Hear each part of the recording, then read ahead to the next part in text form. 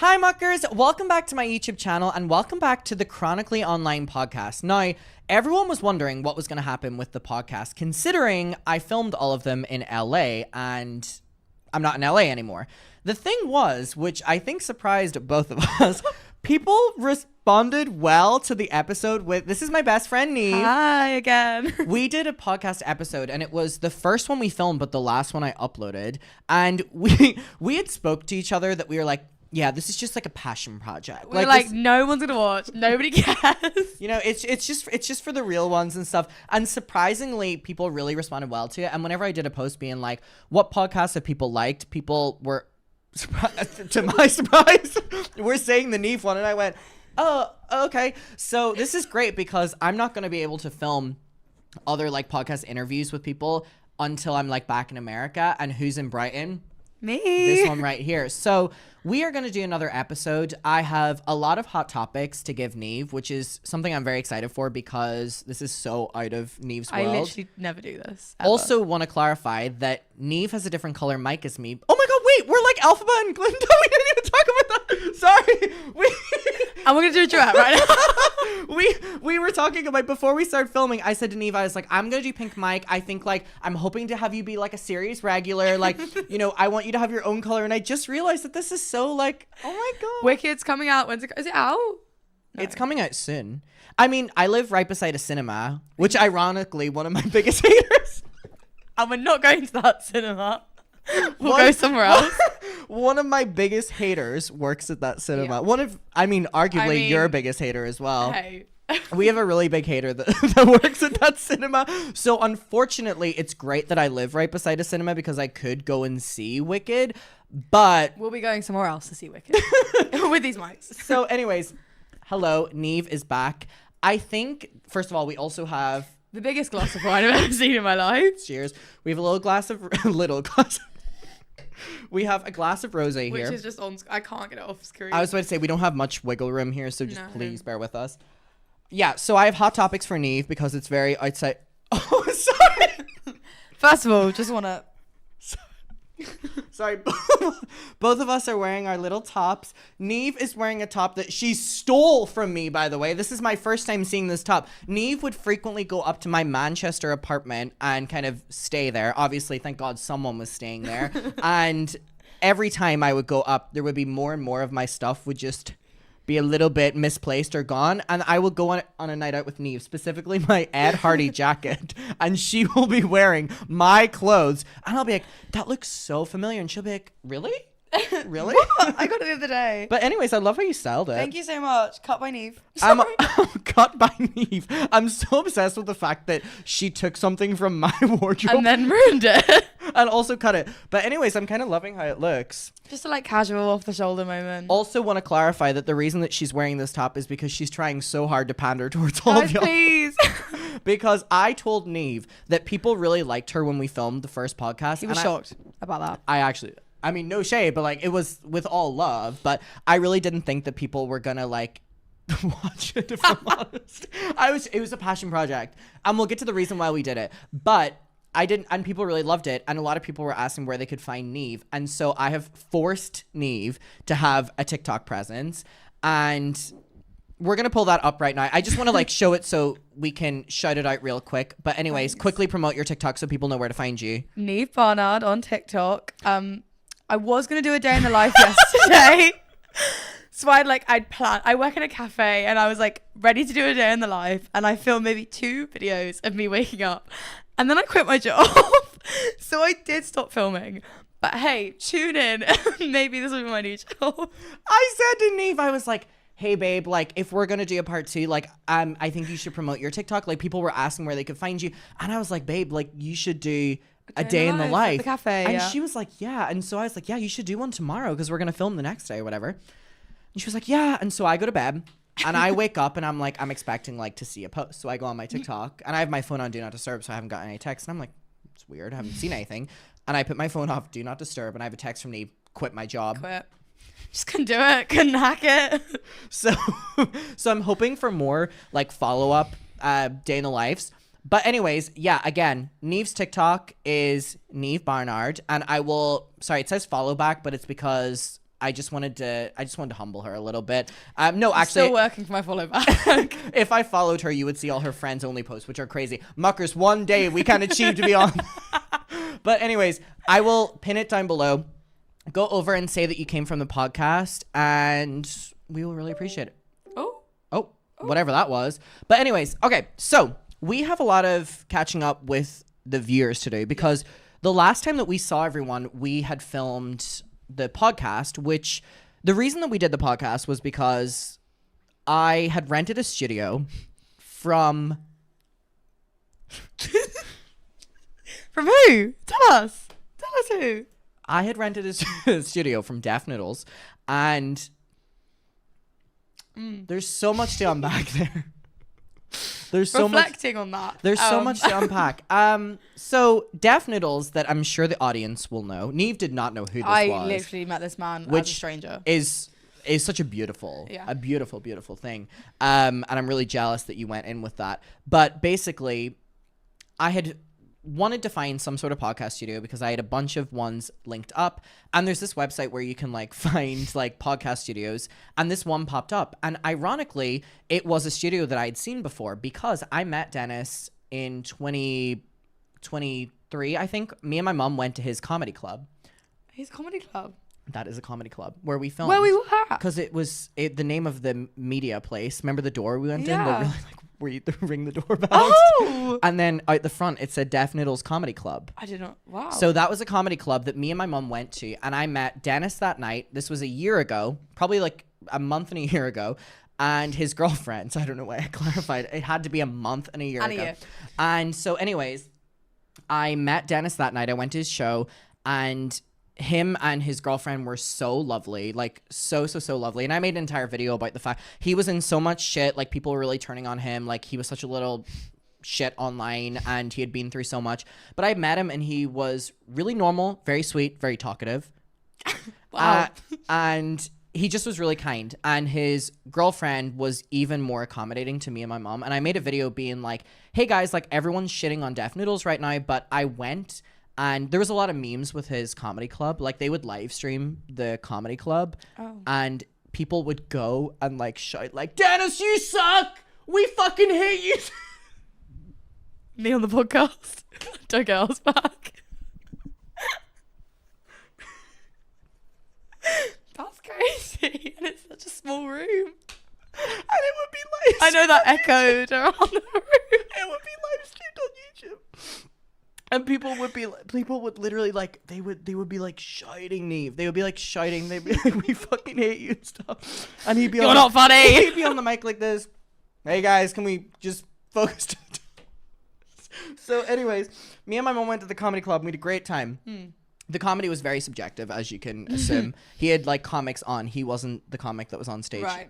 And if he was forgettable. Did you pick them? I'm going to say hopefully not, because they were really terrible. But the comedy club was amazing. It was beautiful. It was what you expect. And the girlfriend and him were incredibly kind, specifically to my mom as well, which I very much so respect. You know that. And I made this video defending him, and a lot of people in my comment section were really coming around to him again. He was very much so hated, and it was like a good moment. You know, it was great. And he had left social media. He used to be a drama channel, and he left social media and all the rest. And anyways, whenever I was booking the podcast studios, his girlfriend gave me a tour of the outside of the comedy club. The comedy club then goes into the podcast studio. Right. Do you remember the like green room with the sofa? Yeah. That connects to the outside comedy club. Okay. So I had already seen this comedy club. So when I see it, I'm like, oh my God, I need to book it. The problem is it's with Dennis, and we ended on a good foot because I made this video defending him, but we still have our drama. And I'm like, if he's going to like be the one that's recording my podcast, like, will he try to sabotage me, all the rest? And so anyways, I end up booking it. He's incredibly professional online and stuff. And I book basically every single podcast through his thing. All of them. It was literally all of them. It was something that I knew I could trust it and all the rest. Neve, you came around because I needed to go to the studio before any of the other interviews. And Oscar was the first one I recorded that wasn't you. I wanted to be in the space, record, see what it was going to be like, see what the vibe was like with someone that I felt comfortable with, because I had hired an engineer, which is someone who like switches the cameras and does the editing. The engineer Def Noodles. Def Noodles. Yeah. So when I find this out, I was like, oh, we're filming a podcast episode, whether you like it or not, honey. And so we went on day 2, and we don't need to rehash any of the stories we told on that because we already talked about the day before. Yeah. We were so hungover, saddle ranch, blah, blah, blah, blah, blah. But from an outsider's point of view, what was your take going into the space, and what was your like, because I think a lot of people are going to be, first of all, we filmed in the studio that Amanda Bynes did her podcast in.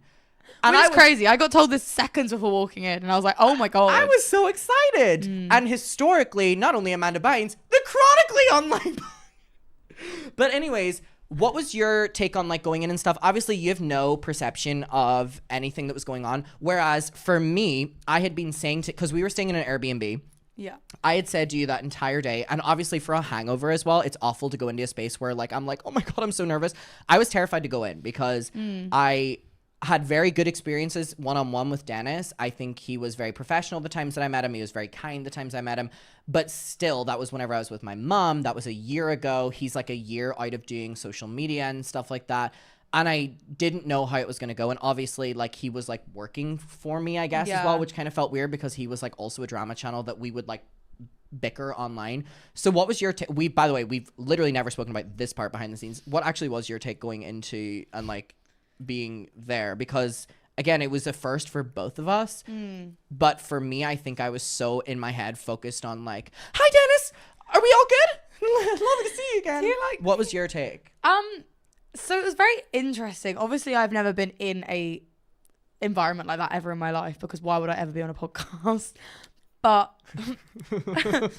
but that man, I don't think gave me eye contact or said hello or like. Oh, you did say this to me. Yeah, and like I work in customer service. You know what I mean? I know he's not doing customer service, but he kind of is. And I just expected him to like at least greet the room as a bare minimum. And hey, that didn't happen, but that's okay. I didn't know who he was anyway. I mean, the thing is, at the end, I asked him if he would take a photo of us, and he took a photo of us, and he was lovely and stuff like that. And it's a great photo. And it, yeah, shout out. The thing is, whenever I met him a year ago, he was incredibly shy, and he like barely said anything to me. Yeah, he's like incredibly shy to his core, and I think I really think he's a likable guy. I think he's just very timid and very timid. I think that his girlfriend is definitely the like personality and stuff. There is always one. And she was really lovely and I love her so much. And her dog is going through a lot right now. And I had like donated like 500 like the day. Remember we were in the hotel in London and I donated to her. It was 500 to her dog's GoFundMe. Yeah. Remember the hotel? And yeah. So like, I very much so really liked these people and I still really like her.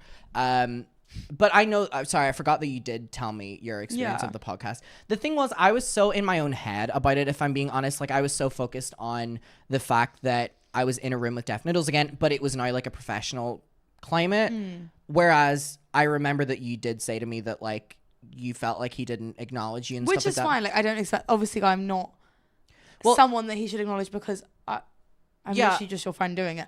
But from the first experience, I was like, okay. Yeah, I understand that. And listen, I mean, I filmed like 9, one that was missing. We'll talk about that later.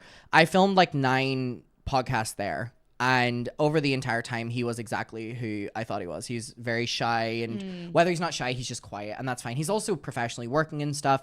But I don't necessarily think that, you know, he cared to talk to anyone. And that's absolutely fine. Don't expect you. So I think as well with you, like he doesn't know who you are, so he's probably not going to make an effort, which sucks. But I mean, it is what it is.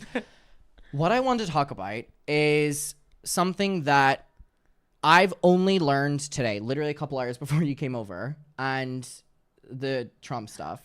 So with Dennis, I had a great time at his studio. He was always on time. The studio was beautiful. Gorgeous. The equipment was amazing.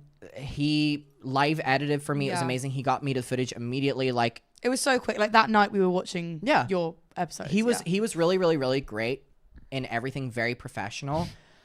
And he's obviously been offline for a while, which you wouldn't know, but he was a drama channel and then he went offline. But the Def Noodles YouTube channel, let me pull this up. The Def Noodles YouTube channel, which we figured out on the trip, has rebranded. Is and that it's the AI? Like, yeah. Oh my God, I want to crazy. talk about this because I haven't heard anyone talk. Wait, has it been deleted? Or have I been blocked? Sorry, I'm currently looking. Wait, maybe it's been deleted. Or wait, what's it? It's called something new like now. Chloe or No, what's her? some like woman name. Oh my God, wait, I'm going to type in, hold on, youtube.com/DefNoodles. It's called like Irrelevant News or something like that. There it is! Okay, so wait, you move over here so we can see it. Sorry. No, the other way. I've not got my glasses on. No, I mean, look What? here. Look on the screen right here. I'm looking at that. So you're not blocking the little square. So you go like that. Sorry, I can't see shit. That's Why fine. did that take? I'll just listen, guys. No, look. Oh, can you actually not? All right, come no, over. I've not Come got over my here. glasses Come on. That over was the here. whole point. All right. I So wish you told me to bring them. It's fine. wait, it now says Irrelevant News with. Is he back? He's back because he wasn't. It was. It was always Yeah, it his was like- channel. It was a woman AI voice when we were watching it in LA. What's he saying about John? Oh my God. That's crazy. Wait, he's back. Oh my, wait, this is something that like I haven't fucking, oh my God, you guys, when we were in LA and filming these podcasts, the Def Noodles YouTube channel was uploading drama videos on me. Yeah. It was uploading drama videos on me and also on my friend Kat, who was on the trip with us. Literally. And we were like, this is on the Def, oh my fucking God. Sorry, I literally have no joke. And did it was not like know an this. AI version, so like it didn't look like it was him. What's her name? Pam or something like that? It We're was gonna get something to. stupid. But anyways, there was an AI uploading videos on Def Noodles' channel, and everyone was like, "Oh, he sold the channel," but now he's uploading it. Wait, this was him. He was uploading drama videos on me while I was filming the fucking podcast. Are you fucking kidding me, Dennis? He was actually writing down everything you were saying. Are you fucking kidding me? Ethan That's Klein's scary. awkward apology to Adam McIntyre. Alexa Nicholas exposes Kat Tenbarge, calls out Adam McIntyre. And it was his channel all... Are you fucking telling me that he was making drama videos on me when I was there? I was literally living at a stage. I was there. Oh my God, sorry. Leo's off camera as well. This is literally... I have not checked his channel in so long. That's really scary. So he must have literally been waiting for you to upload his videos and been like, I've got some tea. Oh my God. Dude. Is this seriously him? Today, Hassan. Oh my God. Oh my fucking God. Oh, I need to call Kat immediately. Very severely. Because this pissed me off. I remember sitting down and hold on. We were so many. I remember Pearl. Her name was Pearl.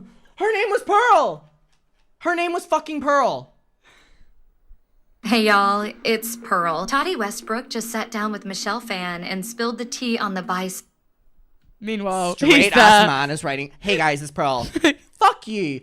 Oh my God, wait. Okay, hold on. This is now derailed. When I sat at the kitchen after maybe the third episode or something like that, and I said to you his channel was uploading, and me, you, Kat, and Leo all sat around and we watched these fucking Pearl videos. all about you as well. There were so many about you. And we were like, oh, he's obviously sold the channel. That makes so much sense.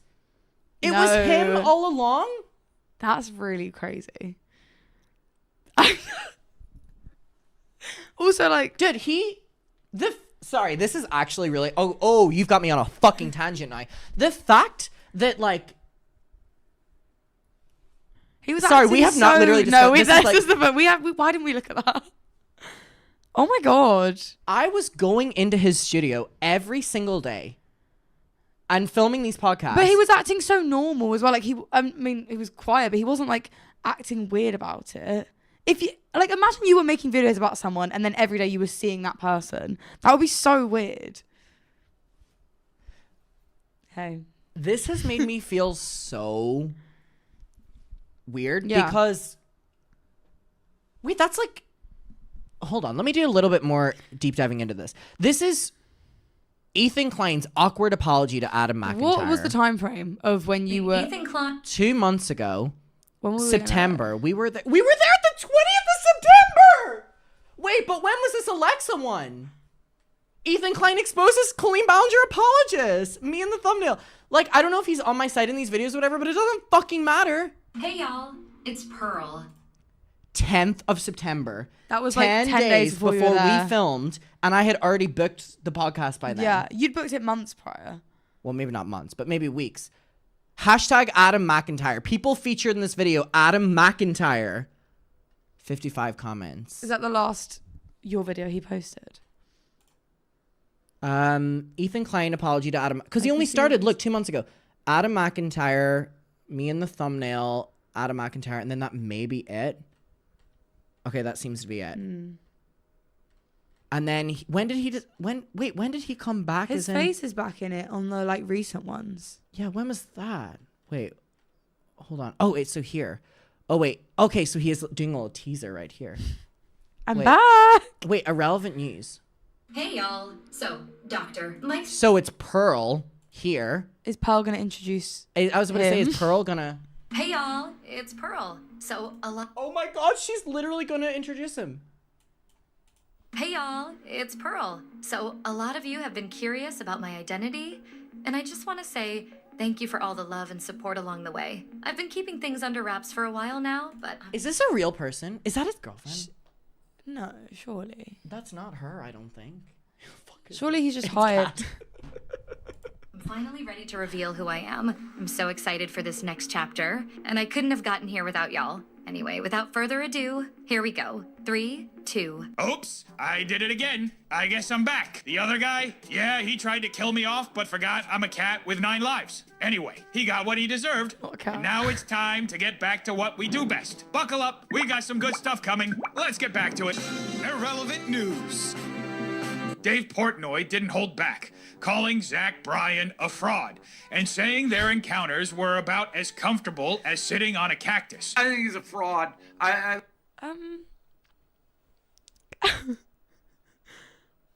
Oh. So what? When was this posted? I so wish that I had researched this before. Yeah. But I'm glad that you're seeing my This isn't genuine even the thing we were going reaction. to talk about. This is not in any of the topics that we're talking about. Holy. Do you know how much this is like really weirded me out? I'm not surprised in the slightest. Because that is weird. But also, me and Kat were going to do a podcast. Can you imagine if you'd done it? I didn't book it in the end, but we were gonna. Timing didn't work out, but we were gonna do a podcast, and he was making drama videos on both of us. Like, I don't know. That would have been horrible if you'd actually done it. Me, oh my God, all 4 of us sat around in LA. And First we of all, I was watched going to be it. so nice about all this. Whenever I literally said to you, I was like, I'm going to be very nice about it. This has really pissed me off. I didn't know about this. We sat around at the fucking kitchen and we watched the videos and we literally insinuated, we all thought that he had sold the channel. Yeah, because it looked so much like that. He had no affiliation with it whatsoever.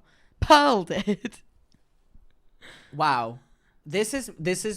That's really fucking crazy that like, and also like, if I can like literally just speak directly here for a second, Dennis, that has made me feel really weird that I was showing up every fucking day and NEAVE can confirm this, literally so stressed out to go every day because of our past history, both doing drama videos, not knowing that you were fucking making them on me in real time. That's not professional in the slightest. So that's really fucking weird. And I guess the Chronically Online fucking podcast is going to have a different set when we go back to LA. And I'm like, damn, like it was in Hollywood. It was a great location. I'm like, but fuck, Jesus Christ, my fucking employer / boss is fucking making drama videos on me behind my back. What the goddamn fuck? Yeah. But anyways, that wasn't even the topic I was going to talk about with Def Noodles because we need to talk about his fucking right-wing thing. You weren't going back regardless. We were going to talk about something else to do with him, but I just cannot believe. Oh my God. Wait, I wonder why when I type in Def Noodles, his channel doesn't come up. Maybe he's shadow banned. I'm subscribed. Oh. Okay, so here's what we need to talk about when it comes to Dennis. So Dennis had been teasing a social media comeback when I was filming the podcast, which is crazy because little did I know it was already in the works. I just thought it was Pearl having a little moment. And he has came back to social media and... Hey, He's got some strong opinions. He has came back as a right-wing. We'll just leave it there. So I want to show Neve these videos, and I just want you, knowing what you know now, just to have a little moment with them. So we have two. So he's like Taylor Swift, like nobody's heard from me for months. Like he's wiped his page. Are these the only 2 videos? He's wiped his page. Wow. For this. Like he's like. So this is what his comeback is all about. Wow. Let's get to it. Know this, but there's literally a floating island of garbage in the middle of the ocean right now. Yeah, I think it's called Puerto Rico. Okay, all right, let's talk about Tony Hinchcliffe's joke and the outrage it stirred up. First off, comedy has always been about pushing boundaries, making us laugh, Great start. making us uncomfortable. Tony's joke wasn't an attack on Puerto Ricans, it was a way to shock and entertain. Now, I don't think I have to tell anybody this, but humor is subjective. Not everyone's going to find the same things funny, and that's okay. But one person's offense doesn't get to define what's acceptable for everyone. Now, let's be real for a second. This outrage... Sorry, let's be real for a second. Let's be real for a second. Let's continue. ...isn't entirely genuine. It's being amplified to create emotional reactions and, yes, influence your vote. You see, by making this a big cultural issue, certain groups are manufacturing outrage to manipulate people. If this joke were told in a different setting, no one would bat an eye. In the end, Neve, if that joke was told in any other context, wouldn't bat an eye. Wouldn't even react. Madison Square Garden, to your friend, like, nah. Comedy should stay a space where we can explore boundaries. Let's not lose sight of the difference. Comedy should stay a place we can explore boundaries. He's talking about a political rally at Madison Square Garden, by the way. Just keep that in mind. All right. Between a joke and reality. And let's not let real issues get buried under fake outrage. I don't know if you guys... I love the little millennial pause then. But before I get your comment on that, let's go to the second one. So I've already cast my early vote for Trump, and I encourage you to consider doing the same. If you, like me, grew up with values that used to be championed by the Democrat Party, I'm here to tell you that party no longer represents us. It no longer exists. They put forward a candidate who stands for nothing and whose positions shift with the political winds. Kamala Harris's recent contradictory ads about the Israel-Hamas conflict are just one example of how she'll say anything to get your vote and do the opposite when she's in power. From saying she's a gun owner to saying that she's going to run a gun buyback program to a litany of other hypocrisies, it's evident that none of her promises are going to materialize, and it's clearer than ever that this is not a party looking out for the American people. A vote for Kamala Harris and the current Democrat Party is a vote for more of the same decline. But a vote for Trump is a vote to bring back a prosperous and powerful America, the nation that people around the world dream of joining. It's also a vote for a unity party that welcomes Democrats who believe in true American values like RFK Jr., Tulsi Gabbard, and others supporting a future for America that transcends party lines. Take care. Peace. First of all, want to touch on something to do with that before I get your opinion on that. So, I did a live stream on election night, and I talked about this. I strongly disagree with people bringing up Israel and Palestine when it comes to do with Kamala and Trump. Here's the thing. Voting independent, whether it's UK or in the US, does not work. There are two parties. One of them is going to win. It's going to be Democrat or Republicans. And that's it. Oh, hello. Sorry. I just zoomed out a second. It's going to be one of the two, right? Both of them have had horrible takes and horrible policies in many things, but specifically whenever it comes to Israel and Palestine. And want to clarify, by the way, that this is not a war. People keep calling it a war. It is a genocide. And the difference is, out of two of these people, we have one person gloating about his relationship with Israel. And the Israel prime minister, whatever it is, president, whatever, is already tweeting, being like, can't wait for Israel and America to solidify their bond even stronger. Kamala, not great takes, not great approach in general, but out of the two is the one that would be more likely to be the lesser of two influenced to switch opinions. So when people bring up that point, it's such bullshit. So I just wanted to clarify that. But anyways, you watching this, kind of just like your take on it while I fix what's going on with this camera That's just here. like I cannot believe that quiet man that Literally. was sat there listening to, sorry, you probably saw mine and Adam's episode. We spoke so much about every single thing that he probably hates, judging by the person he voted for. I was about to say that's what's like really crazy to me. Like our episode was the gayest was the episode gay podcast. It was literally just all about being gay and growing up gay, and like every single minority was covered, I think.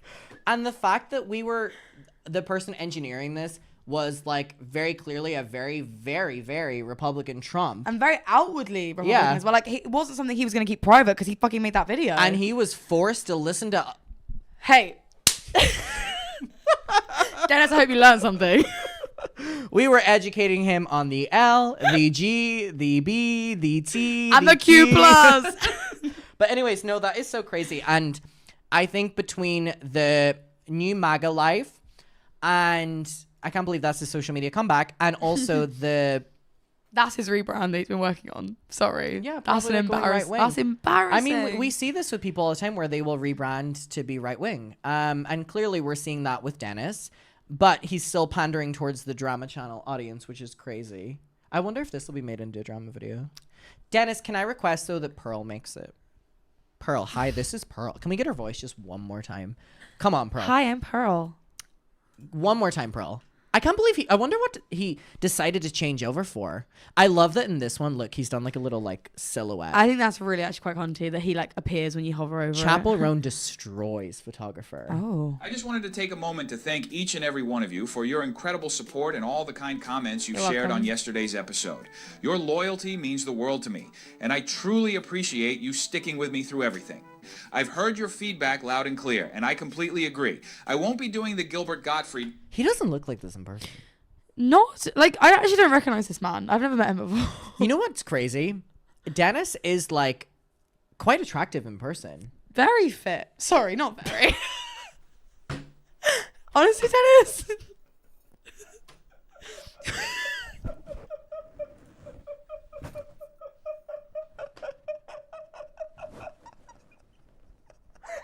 Okay, babe. I can look past it.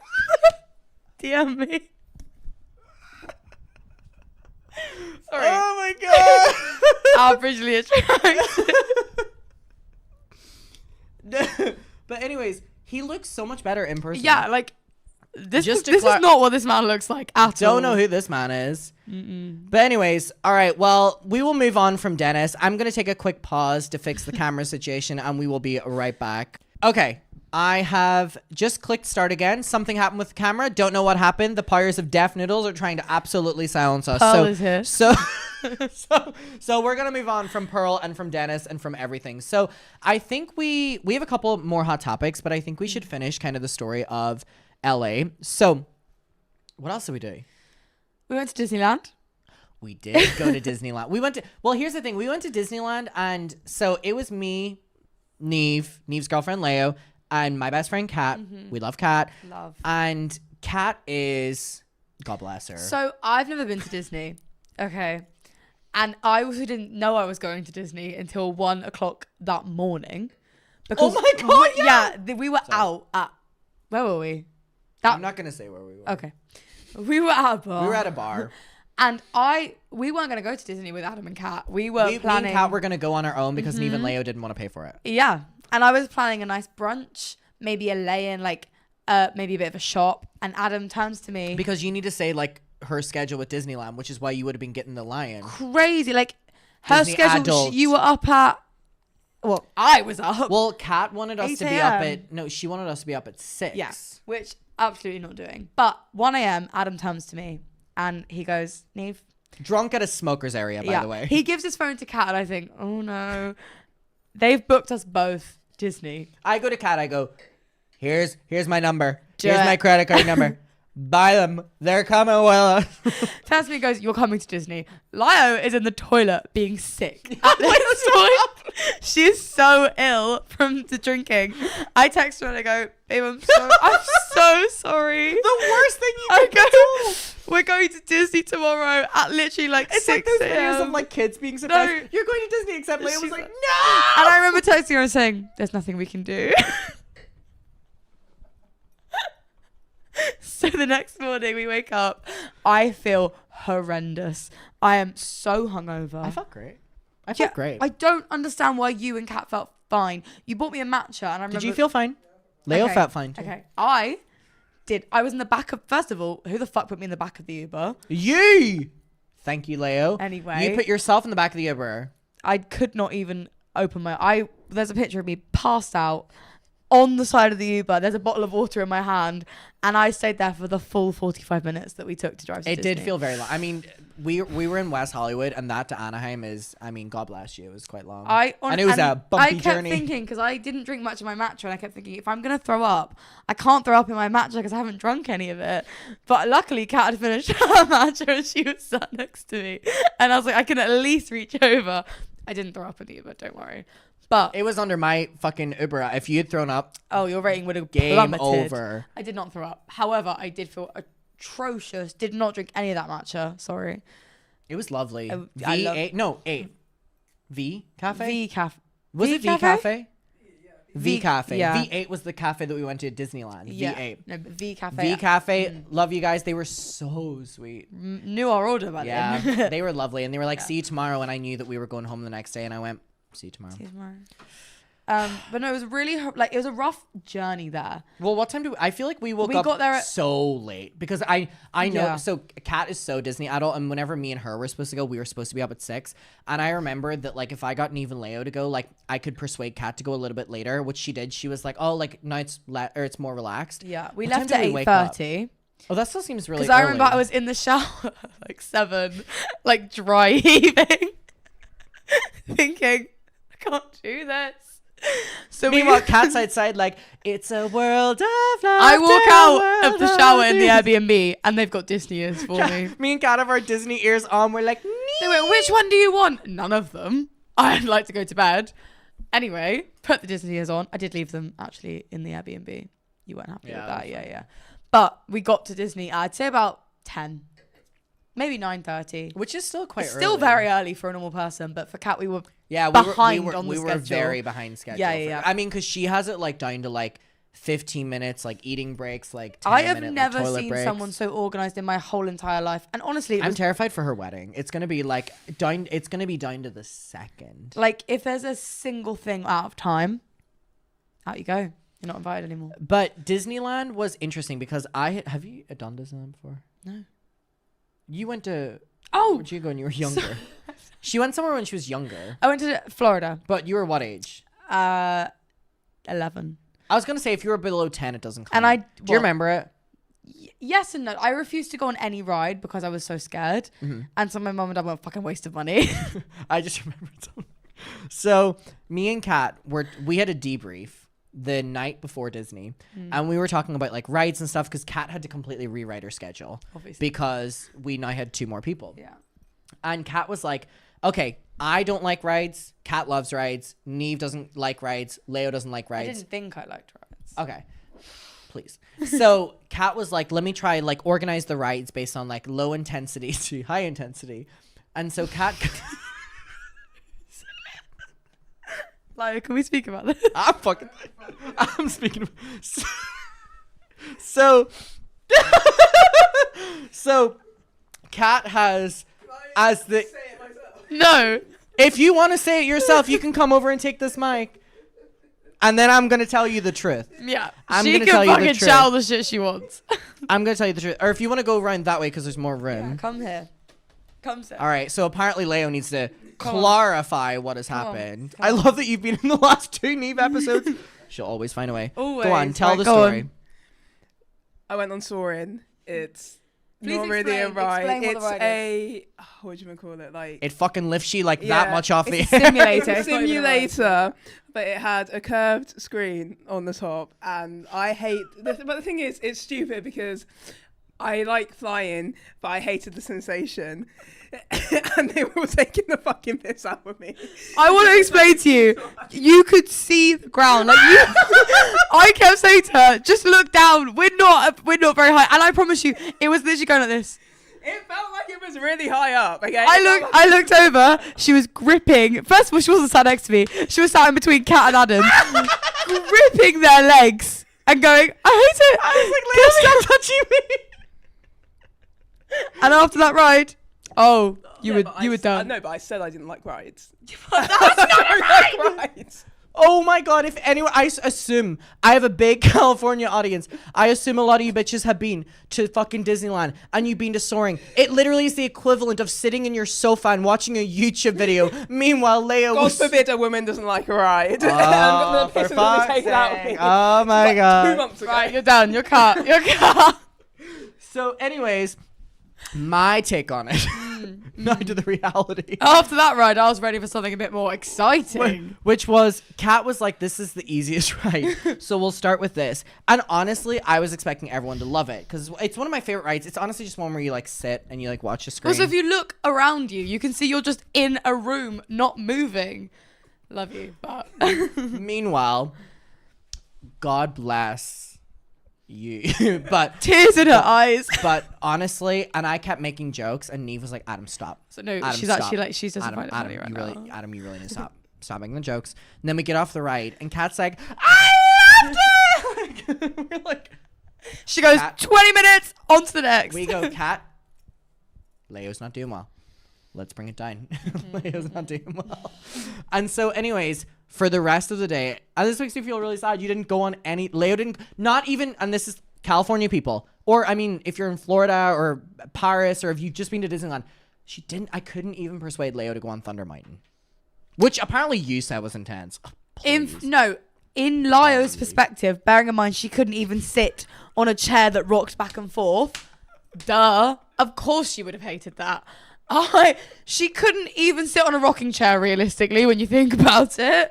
Of course she would have hated Thunder Mountain. It went quite fast in her fucking mind. So when he asked me based on her perspective, no, she would not like it. Me, on the other hand, had the best time ever. You kept saying, Laya would love this one. And then the ride would start and you'd go, she would hate it. And I was like, yeah, I know. That's why she's not here. What else did we... So yeah, Leo did no rides at Disney. She did Pirates of the Caribbean, which was... that was me and Kat being bad. So... Yes, what the fuck? That's ridiculous. So anyways, it's nearing the end of the day. Spirits are low. And we're going to get to why spirits are low because we had to do something else right after this. Jesus, we were like booked and busy. We need to go back. I need to see Disco Debbie again, which is another topic we'll get to. But anyways,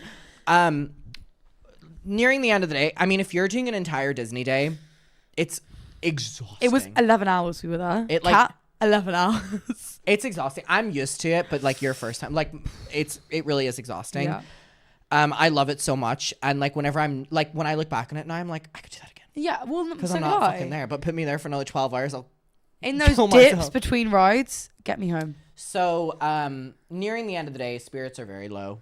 We're not doing well. We're not and talking. we do Parts of the Caribbean because it had a low line. Kat was like, it has a low line, Adam. And I was like, perfect. Kat goes, Adam, can I talk to you? And she goes, it has a drop in it. Is Leo going to be okay? And I go, Kat, look me in the eyes. Do not fucking say anything to them. And we line up and Leo's like, what is this? And I go, oh, it's just like a little boat ride. And so we like line up and you can see the little boats. And I go, you see the way they're going so slow? Because they go really slow and then they go like up the... And then... And so the thing is as well, I'm terrified of drops. But I knew that I had someone, God bless, who was a lot...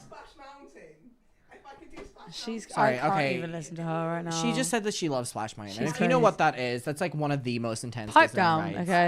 okay? Pipe down. That's pissed me off, actually. Yeah, no. Splash Mountain. She talks I can't do crazy. Splash Mountain. I can't do it either. I can do it. You couldn't even do the fucking teacups. No, exactly. Put me on Splash Mountain, it's fine. She wouldn't even get on the Ferris wheel on Santa Monica Pier. That's true, actually. But I can do Splash Mountain.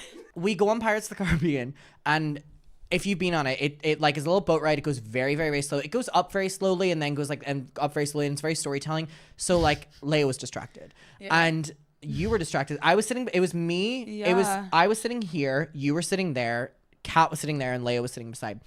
And I remember like kind of gripping you a little bit because I was getting scared because I knew the drop was coming up. And honestly, the drop was It was a little intense, but it was quite fun. I loved it. I really loved it. And I remember looking over at Leo, and she was like, it was fine. It was fine. And she was actually saying it was fine. And then it starts going up again. Remember, we thought it was going up again. Leo was scared to get back. We were going, oh my God, it's gonna. And literally was the most like. But anyways, what other rides did we do? The thing is, with Disneyland, I don't remember it. We also went California Adventure. We did the California Cars ride. Adventure, yeah. She did the Cars ride as well. You did the Cars ride? She was really good on that. Really brave. Cars ride was our first ride of the day, I Yeah. think. After my cheeseburger, which really sorted out my hangover, guys. In case you were concerned. The thing was, Disneyland is such a blur to me because it was so long, number one. Yeah. But number two, I wouldn't say I was drunk. But I was drinking a lot. You were drinking well, if you'd seen Adam's vlog. I made a... Should we pull it up? Because we haven't seen it. I love it. In a very long time. I want to pull it up. Can we pull up our dancing? I mean, yeah. I haven't seen it in a very long time. Let's see. It's going to make me so sad. Get me back. I know. I want to be back. back. Country Road. Oh, that's your grandfather's passing away song. Right? Sorry. He got lowered into the ground to that song. But I do love that song. These ears are a hot topic. Seaborn chili mango Tiki margarita room. from V8 Cafe. Is there Taylor Swift playing right now?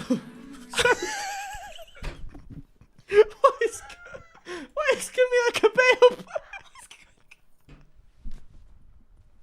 Sorry, my Spotify was just playing in the back of that. Back to Sorry. this. I'm gonna move it over here so you can. Oh, see perfect. it. No. No, you can go over Sorry. here. All right. I can actually watch now. Okay. It's good, but just first thing in the morning is quite crazy. And this was 10 a.m. And this is my second drink. This is the Seaborn Prickly Pear. Is that correct? That is correct. That was good. That was a beer. That was a beer. Because not that great, but I will be said the drinking prickly it. pear is definitely a cider. Am I drunk already, or is this in front of me? Also, this drink fucking sucks. Yeah, you threw it in. I don't like it, but where's the car? Hello? Oh my god, it's moving. It's on there. Wow, this drink sucks. Love this one. Your hair looks insane.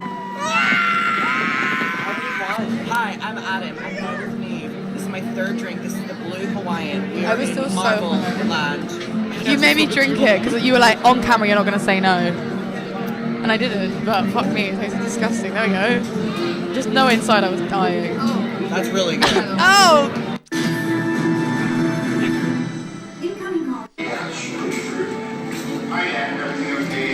I want to start dancing. What? Well, you did look amazing. Yes. Okay, I'm Adam. Fourth drink, lychee margarita.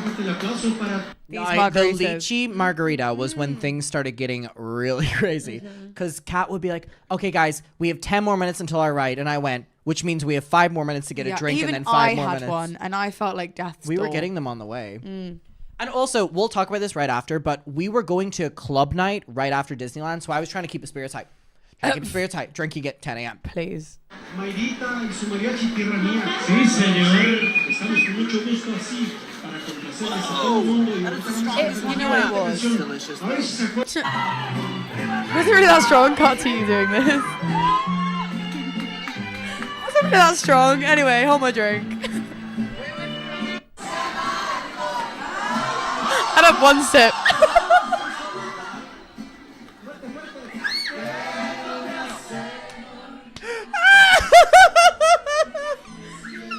Also, the band started cheering for us, which wasn't captured on camera.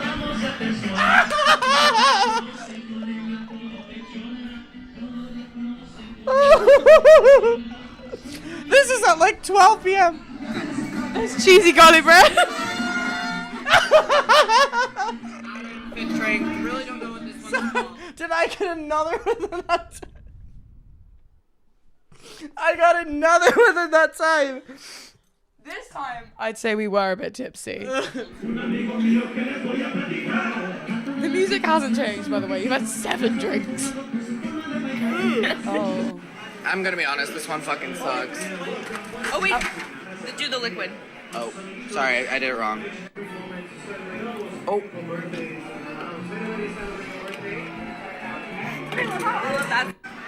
I'm not going to the bar to get another one of the... I mean... My glasses. Your glasses. Should we talk about your glasses? What did you do with them? They were so expensive. Yeah, and where did you leave them? So we went on Haunted Mansion, and I went to take a photo of the beautiful display, and my glasses fell out of my pocket, and I lean over and try to get out of the cart, and Cat Tambarge screams at me. And the ride comes to a halt. And our carts are like, I can't see Adam and Kat's cart, and I'm going, what's happened? What's happened? Meanwhile, I'm like a body leaned over like this on the fucking ride, and I was so close to getting my goddamn fucking... And I hear someone behind me going, someone's dropped something on the ride. And I think, oh my God, Adam's fucking glasses. Adam's really expensive glasses. The thing was, see if Cat Tambarge hadn't pulled me back a little bit, I would have got them. You would have lost your hand. Honestly, worth you it. have to weigh your pros and cons. Yeah, Look how yeah. amazing these It glasses. looks gorgeous. But anyways, yeah, I was really fucking sad about that. Damn. And I spent the rest of the And day you lost squinting. your sticky phone thing. That's true. Oh my Yeah. god, the thing that's on the back of your phone. God, it was a bad day. for me. Bad ride. Lychee martinis. Fuck that beer. Drink 5 or 6. There she is. There we go. See, I was working all day to persuade Neve to get one. She finally cracked at like 2 p.m. Yeah. It's the lychee margarita. Kat, you're about to fall.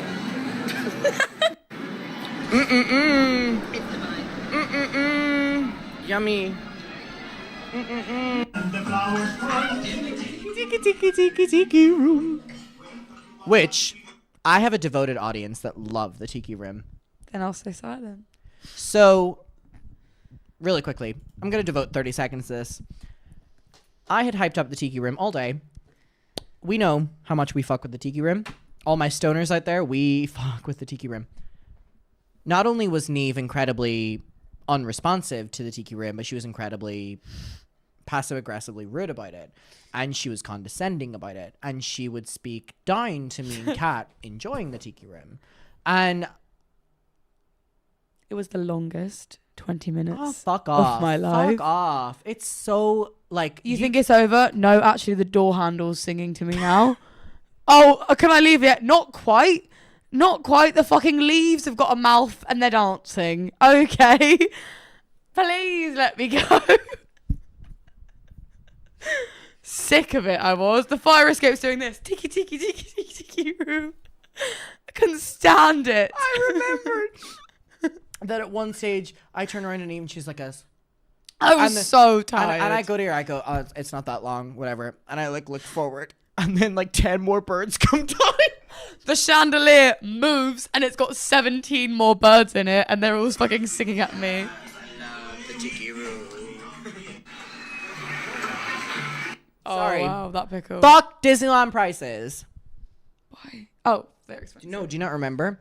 When I got this pickle, we were on the way to a food place. Remember we were in that stupid ass That tree house? hor- Kat, if you're watching this, fuck you for bringing us that tree Bad house. suggestion. Stupid ass tree house. That food that was actually this big and we all paid $30. It was so expensive for the food. What was the food?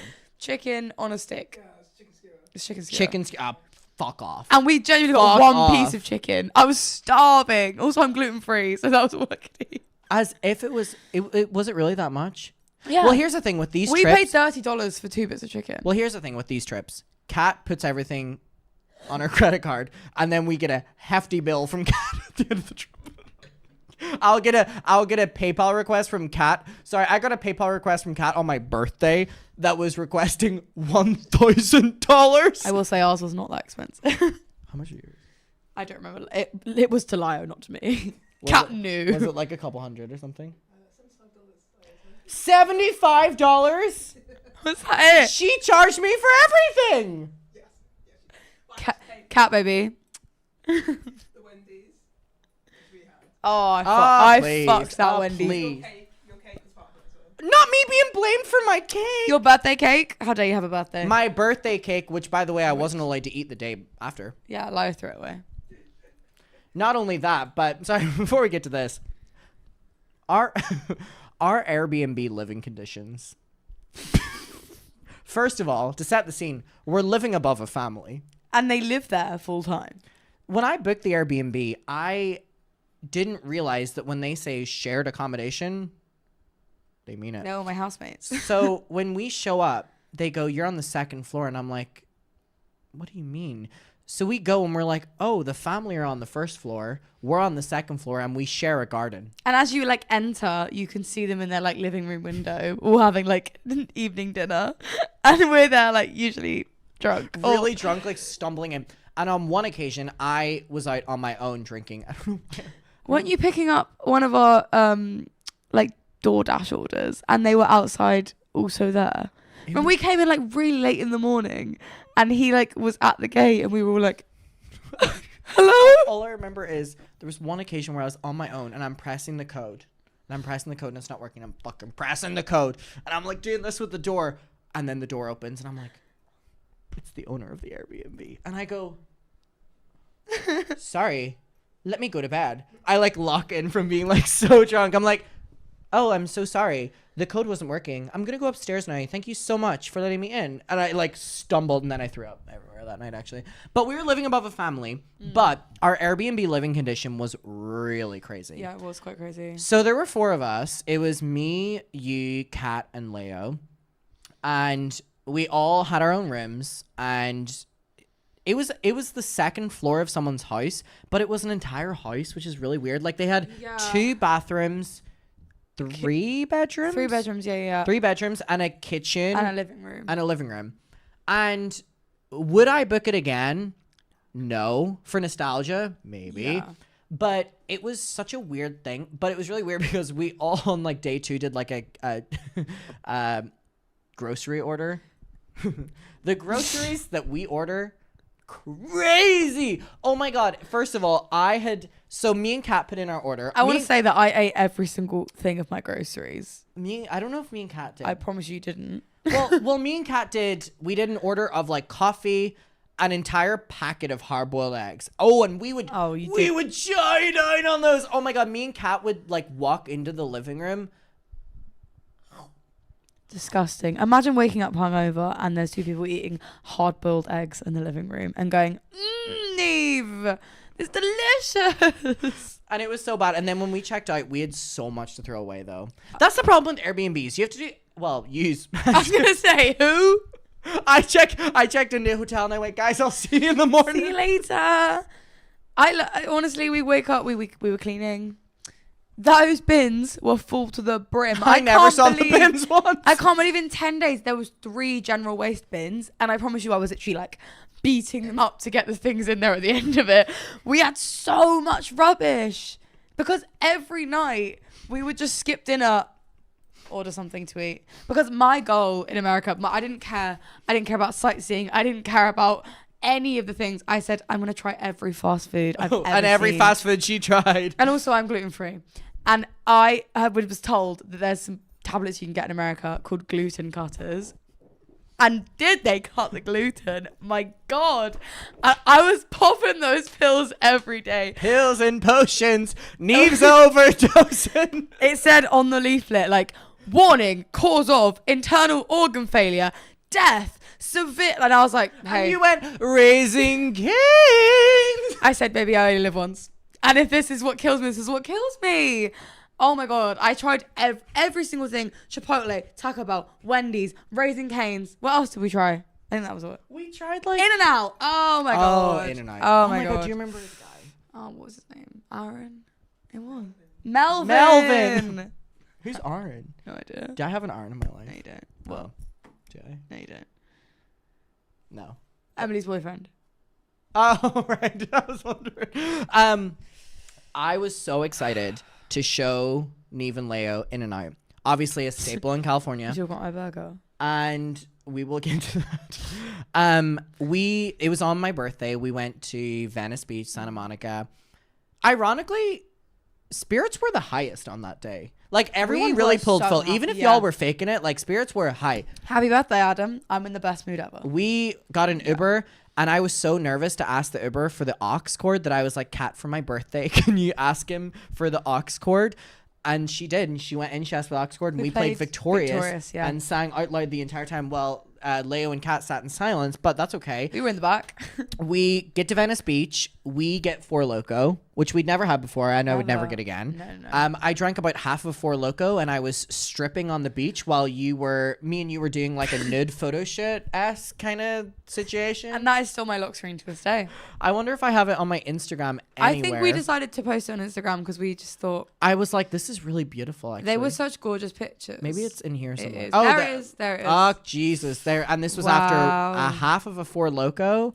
And so anyways, I need to let this play again to catch... Oh, Jesus. To let it play to catch up where we were. But anyways, so we were at Venice Beach. We got a caricature. I was very scared. I was over the moon with my caricature. I was very scared. I haven't got a caricature since I was about... I've never had one before. 3 years old. And they like made me like really cute looking. And I was like, oh, they're going to like drag. So we were very nervous getting a caricature. I got told to like really overcompensate for my feature that I really wanted them to focus on. So you had your titties I out. don't know if you saw the You had your caricature. titties out, I was honey. literally sat like this the whole time. And once he did me, I thought, I'm done. The titties were out for sure. And he caught them. And we all did it, and surprisingly, I really loved it. It was $100, and we but, all like, looked really. Yeah, I was gonna say the amount you paid. It was $100. If he'd made us ugly, what the fuck? And he like tagged his Instagram on it. But we did Venice Beach, got Four Loko, sat on the beach. That was honestly like one of my. It probably is my favorite birthday I've ever had because like, it was a small number of people. Number one, we didn't even drink. It was literally just me and you drinking a Four Loko, and then even we gave up. Yeah, that shit was not good. If anyone's had Four Loko, no. So we did that, and then we went to Santa Monica. We weren't going to, but I was like, it'll be fun. Like, you've never seen it. We'll try it. Yeah. And I've been to Santa Monica before with, like, my mom and stuff. Oh, my God. I had the greatest time at Santa Monica. Fun. It was so much fun. Because, as well, like, Santa Monica is so touristy. And also, we're in Brighton, which Santa Monica Pier is literally Brighton Pier. Yeah. Do you remember? Wait, what was it? You were trying to buy something, and the woman was getting arrested. And she like what happened? The police. So there was like women selling churros illegally on the pier, which is a crazy sentence. And Lyra was desperate for some, and she went up to her like, Sorry. What is selling churros legally on the pier? Like, well, you have to have a license to sell any food. Shut up. Like, I stand with the churro woman. Hey, me too. Because that looked bitch good. moved quick. Oh, they smelled so good. And free Lyra her. her like, hey, how much? And then we heard police sirens. This woman was bolting down the pier. We went, no worries. Oh, I remember. It's Leo going up and asking for it, and then I like turn around and she's running from Leo, and I go, what happened? What did you say? No, it's police sirens. We go, okay. No worries. So anyways, that was really unfortunate. And then we go to the actual Santa Monica. What did we go on? The roller coaster. That was a big moment for me. You went on it twice. Well, that was he said, 3 times. Thank you very much. 3 times. Thank you very much. The roller coaster at Santa Monica Pier, it's green. It's green, right? Yeah. It's green. Yeah. And it's like the main roller coaster. And I didn't want to do it because it did have a drop. And people were screaming. And I didn't want to do it. But we kind of like ultimately agreed to do it all together. Except for Leo. Apart from Soren got too much. And we went on it. And we went on it for the first time. And let me tell you something. I fucking hated it. Like it. Really? I was screaming at you. We were sat next to each other. I hated it, and Kat was in the front row. I hated it so much. Oh, but don't worry. We pull in to get off, and they go, one more time. These 2 old women in front of us go, no, get off the roller coaster. Didn't even give us a chance to ask if we wanted to go on it again. We were buckled in. Because they wanted it to go round again so that people were like, oh, people are going on because there was no this. queue. Yeah. So I was held hostage on this ride. And the second time was better, but we did go on it a third time. I swear to God. Did we? Am I lying? I think it was 2. Oh, maybe it was only 2. Do you know why you think we went on a third time? Because we went on the Ferris wheel afterwards. Sorry, the Ferris wheel was also Ferris wheel beyond Leo's capabilities. Did not want to go on that. I got told the Ferris wheel. Was this Kat that said this? Yeah. Kat said it was. The Ferris wheel is terrifying and it rocks the whole time you're on it. So obviously Lyle was like, I'm not going on that. So us 3 went on the Ferris wheel. Sorry, Kat's going to watch this. Was not even true. Like, genuinely, you're a liar. Did not even happen. We got on that Ferris wheel. it was the most like stationary. I was really slow. fucking scared to Yeah, start yeah. with. We were both thinking, okay, it's good because there was no no strap, no nothing. Yeah, like really dodgy looking. Like we were just holding on. Nothing. We got pictures on it. And we went round once and I thought, that was lovely. Can't wait to go one more time. Yeah, we go around a second time, we go, oh my God. Oh, it's and then they great. do a third Yeah, time, yeah. we go, oh my God, like this is really great. You go, wow, third time. Fourth time comes round. Oh, we're not slowing down. Okay. Oh my wow. God, we go, wait. They must love us. Okay. No worries. Meanwhile, Leo's like, every time we go up, we see Leo like going like, And she's cheering, she's taking pictures, she's waving. We go, oh my God, this is lovely. we go fourth time. Okay, Bearing in oh my mind, God. there's a queue that's wrapping around. Yeah. And We're like fourth time, and we're like enjoying it, and then having so much. Fifth time. This is weird. Okay. We're going again. No worries. We'll be off next time. Sixth time.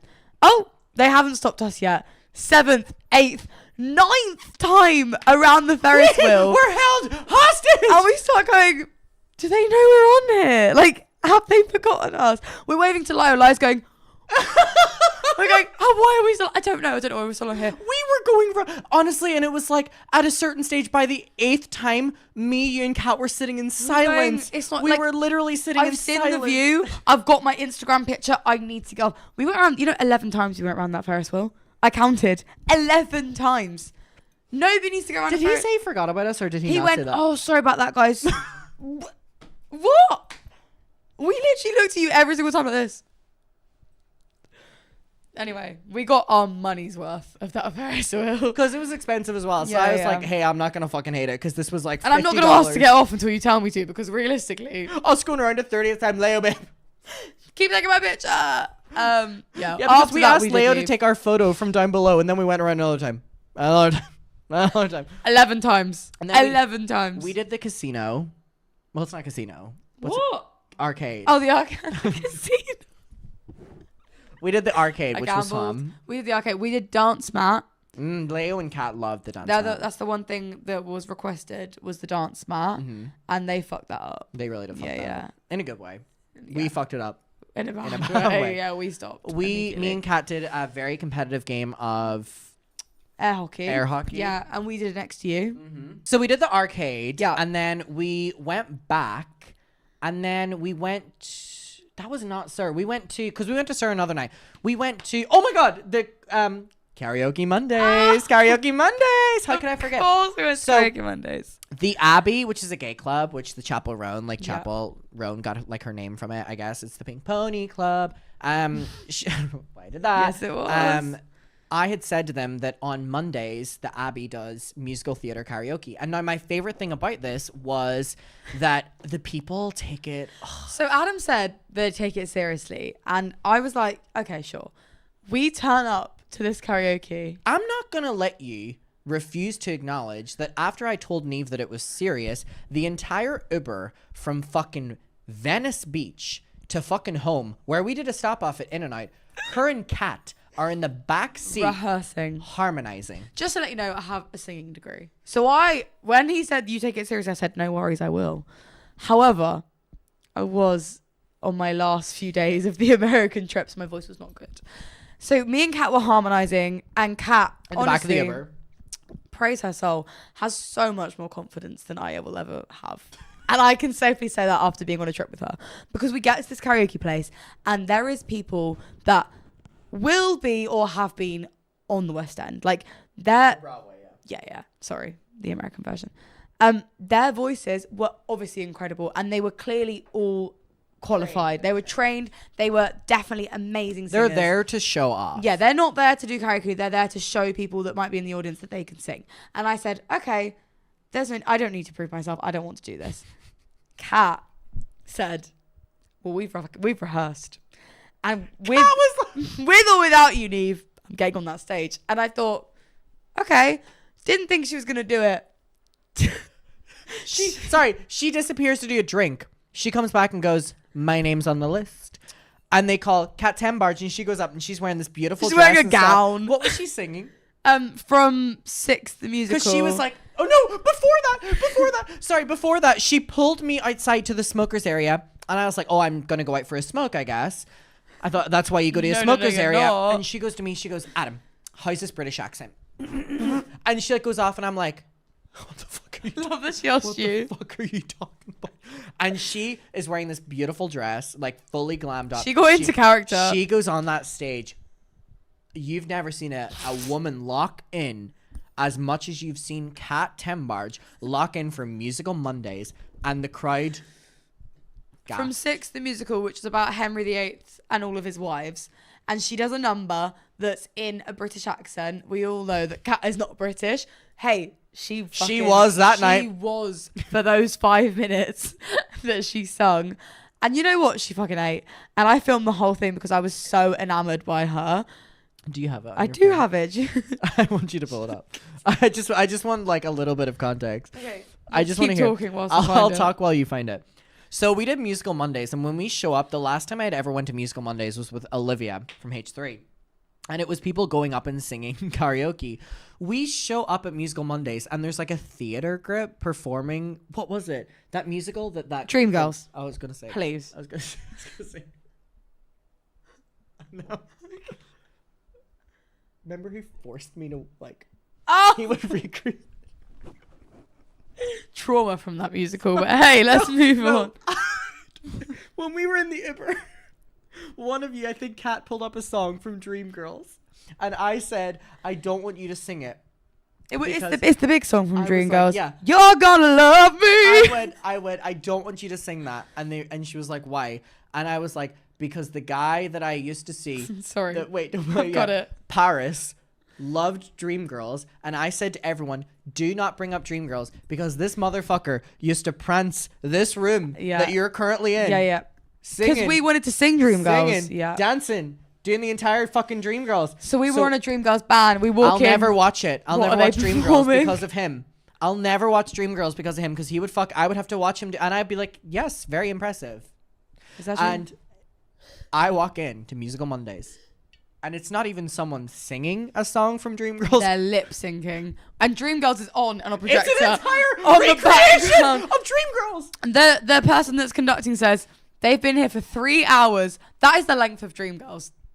And they had done every single scene. And they had the props of, I don't even know. They threw stuff at you as well. We sat down and they threw a jacket at like Leo or Neve or something. It was me. He like threw his jacket at the end of the scene and it was in my face and I went, you know what, fair enough, great song. Wait, you have the right, are we ready to watch? Do you want to control Okay. it? You have to put my volume on. I'm just gonna like play a little. Oh, she was so good.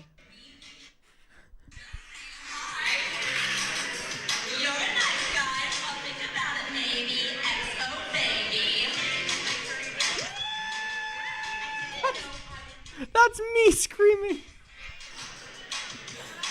She looks amazing. Her British accent, can't fault it.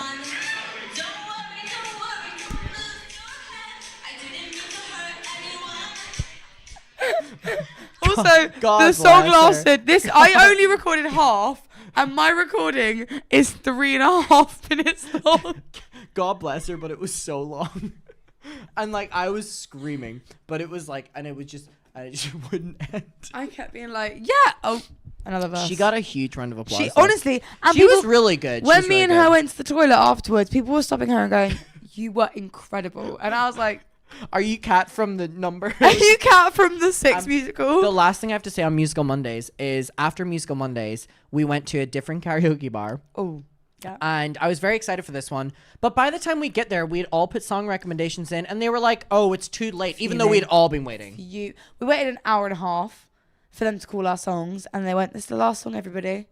Had we sung? No. Fuck off. Also, 22nd birthday. Guess what song we all plan to sing? 22, Taylor Swift. No worries. It's fine. Killing Joy. I'll just sing it in the Uber on the way home, I guess. Which she did.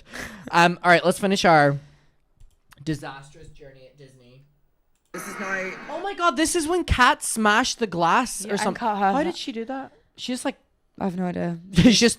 It was just smashed. I think she like just put it down. Way too hard. Yeah. Poor girl.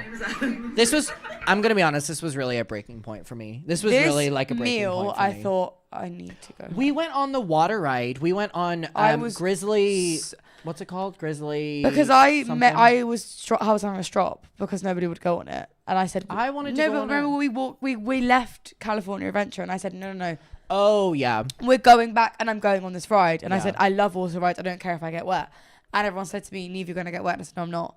And I went on that ride, and karma really got me, and my whole I was wearing denim dungarees, Pussy got wet. pussy bum, thighs, from boob down, soaking wet. And It was so much fun. It was so much fun. We sat. Oh, for fuck's sake! It was fucking. Do you remember those women? Americans. And we they were sat were they down. on a hen do? Or were they Hope just so to excuse that. I think they were I love out- Americans. yeah. Like, you know, like people say, like, when you like Americans will always say this, but like in public, specifically in like European countries, you can always sense the Americans because they're always lighter. I am so within that now. You are that category. Are you hearing that as well? What is that? Someone's whistling. Someone's like wolf whistling outside. Yeah. You like that? Yeah.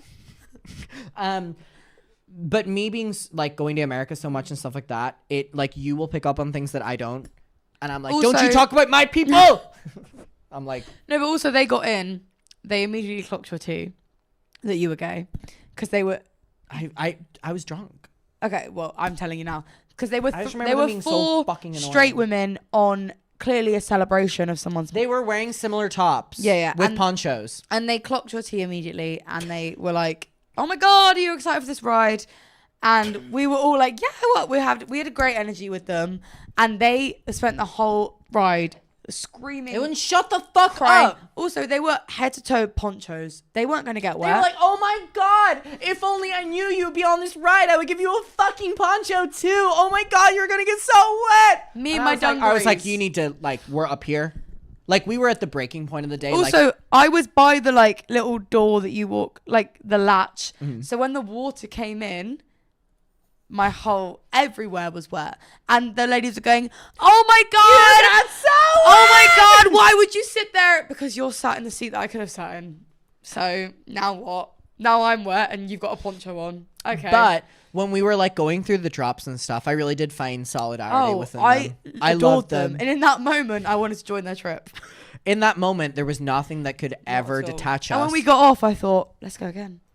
I love you. I would have gone it again, Yeah, except we were both wearing denim. We were. And we were hashtag Yeah, yeah. wet AF Yeah, the rest of the it day. did look like I pissed myself for at least 4 hours afterwards. It was surprisingly in chafe. California. Also, when we were in, this is what really pissed me off. California, LA was not necessarily that sunny for you. I was It was really sunny the day you left, and I Don't stayed on even for like speak I to stayed me. on for another Don't 10 days, speak and it to was me. so hot. I got told there was a heat wave coming the day after my flight. Okay, don't speak to me. I was promised heat, sun, luxury. I got back from my holiday, and people at my cafe were like, "When do you go?" Just come back, actually. I know I don't cafe look she's now tan. quit from. Yeah, the cafe I'm no longer going to work at. I did tell everyone I was going because I expected to come back bronze, glowing, healthy looking. No. You came back dehydrated. Dehydrated, haggard, 20 pounds heavier because my gluten tablets caught up with me very quickly. Let's finish this Disney so we can move on.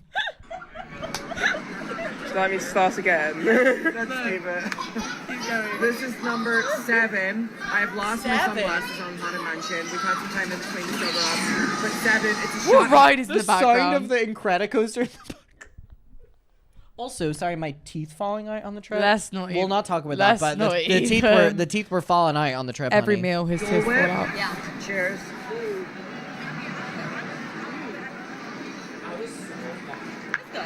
Done. Yeah. Yeah. Okay. Yeah, I was in Name such a Adam. bad mood. You Drink like- 8. Okay. Oversharing. Over budget. Was scared of getting glass in this, considering the cat just dropped her entire Dole Whip and smashed everywhere.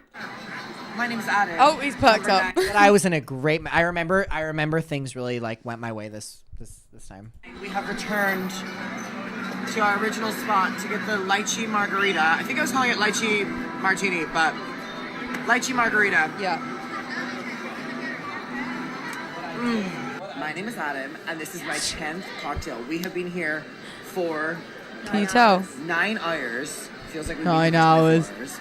We have the blueberry moonshine cocktail. Very excited about this one. Surprisingly feeling sober for how many cocktails I've had, but I keep having these random outbursts that I feel like are proving that maybe I'm not sober. Anyways, These ones are so bad. There was one that was delicious. Not that one. What the fuck? That's really nasty. Oh, That's so gross. not that one. It's gross. Give me heartburn. I'm gonna be honest, this is one of the worst things I've ever done. They were like $20. I've also just spilled Is it it all by whiskey? myself. Is it whiskey? Yeah. Tastes like shit. I tasted that whiskey immediately. I fucking hate whiskey. Speak on it, my good sister. Okay, to speed this up, I just got the rest of the damn cocktails that were available at the park. I think we got every cocktail at the park. One is maybe a pineapple, maybe a Got this all mandarin. wrong. Okay, here's the thing. One of them was drinkable. The rest of them were There was one fucking delicious terrifying. one, and the rest were disgusting. And maybe there is something else in that one. I think that's mandarin, that's habanero, and that's pineapple. Kat said, no. Okay, wait. Whatever this one is, I'm gonna try this. Because then we sing at the gift shop in the next clip. This is pineapple and it's really good. That one cocktail really got us. One cocktail, I'm on my... Has a crazy aftertaste. It's very like gross. Has a crazy aftertaste. Whatever this one is. This is drink 11, 12, 13. Whatever this one. I bet that's nice. Oh, this one is so bad. I hate this one. Okay, maybe I'm wrong. I'm really scared. You didn't like it either. Oh, no. Oh. It's really spicy. And then finally, Getting flashback. we have this one. Final drink. Hopefully. This was the delicious one that was really sweet this? tasting. The mandarin, Yeah. nectarine, mandarin. It's really sweet. I'm actually feeling so drunk. love a Actually, sweet. I feel so fucking. I love a sweet. That's delicious. We love it. Okay, now Kat's trying. So this is the first one. Pineapple. This is pineapple. I feel like this one was okay. It had like a nasty aftertaste. This was at like Yeah. 9 p.m. Yeah. So early. No, the fireworks were at Yeah. 9:45, so this was Okay, earlier this than one that. was. Kind of medicine. This one is crazy. This one. No, I think this was 8:30. That was really fun. Can you try this one? It's spicy as fuck. And then this one's like. This one's crazy. Okay. You've got it, babe. This was a sweet, delicious one. It's aight. That one's super delicious. sweet, but It's alright. Okay. Okay, Leo's trying this like crazy one now. I think he liked it. Are you fucking kidding me? None of these drinks have been nice. You can literally give Leo the worst drink ever, and she'll go like this. It's aight. We have another taste. This is the one Is she this the likes. sweet one? you love sweet things. Love sweet things. You love Love sweet things. things. My name is. No. My sign is. No. My number is. No. You need to let it go. You need to let it go. You need to let it go. Now to the I to the no. Oh, but he's crazy. Like Papa John. And I don't. Were you sent by some? Sent by someone. Someone. I didn't know the words. Clearly, you fucking do. What are you doing? Live. Okay. We ride in a boat. I was so drunk here. A sleeper. I think I wasn't far behind. And 50 years will all this be declassified, and you'll confess. Where's Kat during this? What? Where's anyone I'll else? say. Yeah. Getting a great angle. Yes. Yes. Yes. Neve. Oh. Oh. Pirates of the Caribbean was after all of The that. way that was the one of the last things we did. I said earlier, momentum was low. Momentum Momentum was was high. high. In the sense that In the club. we just did Thunder Mountain. It was really You just did life-changing what? and life altering. We're now doing what? Pirates of the Caribbean. Huh? Leo. Hey. The one clip she gets. That was crazy. I'm buying this.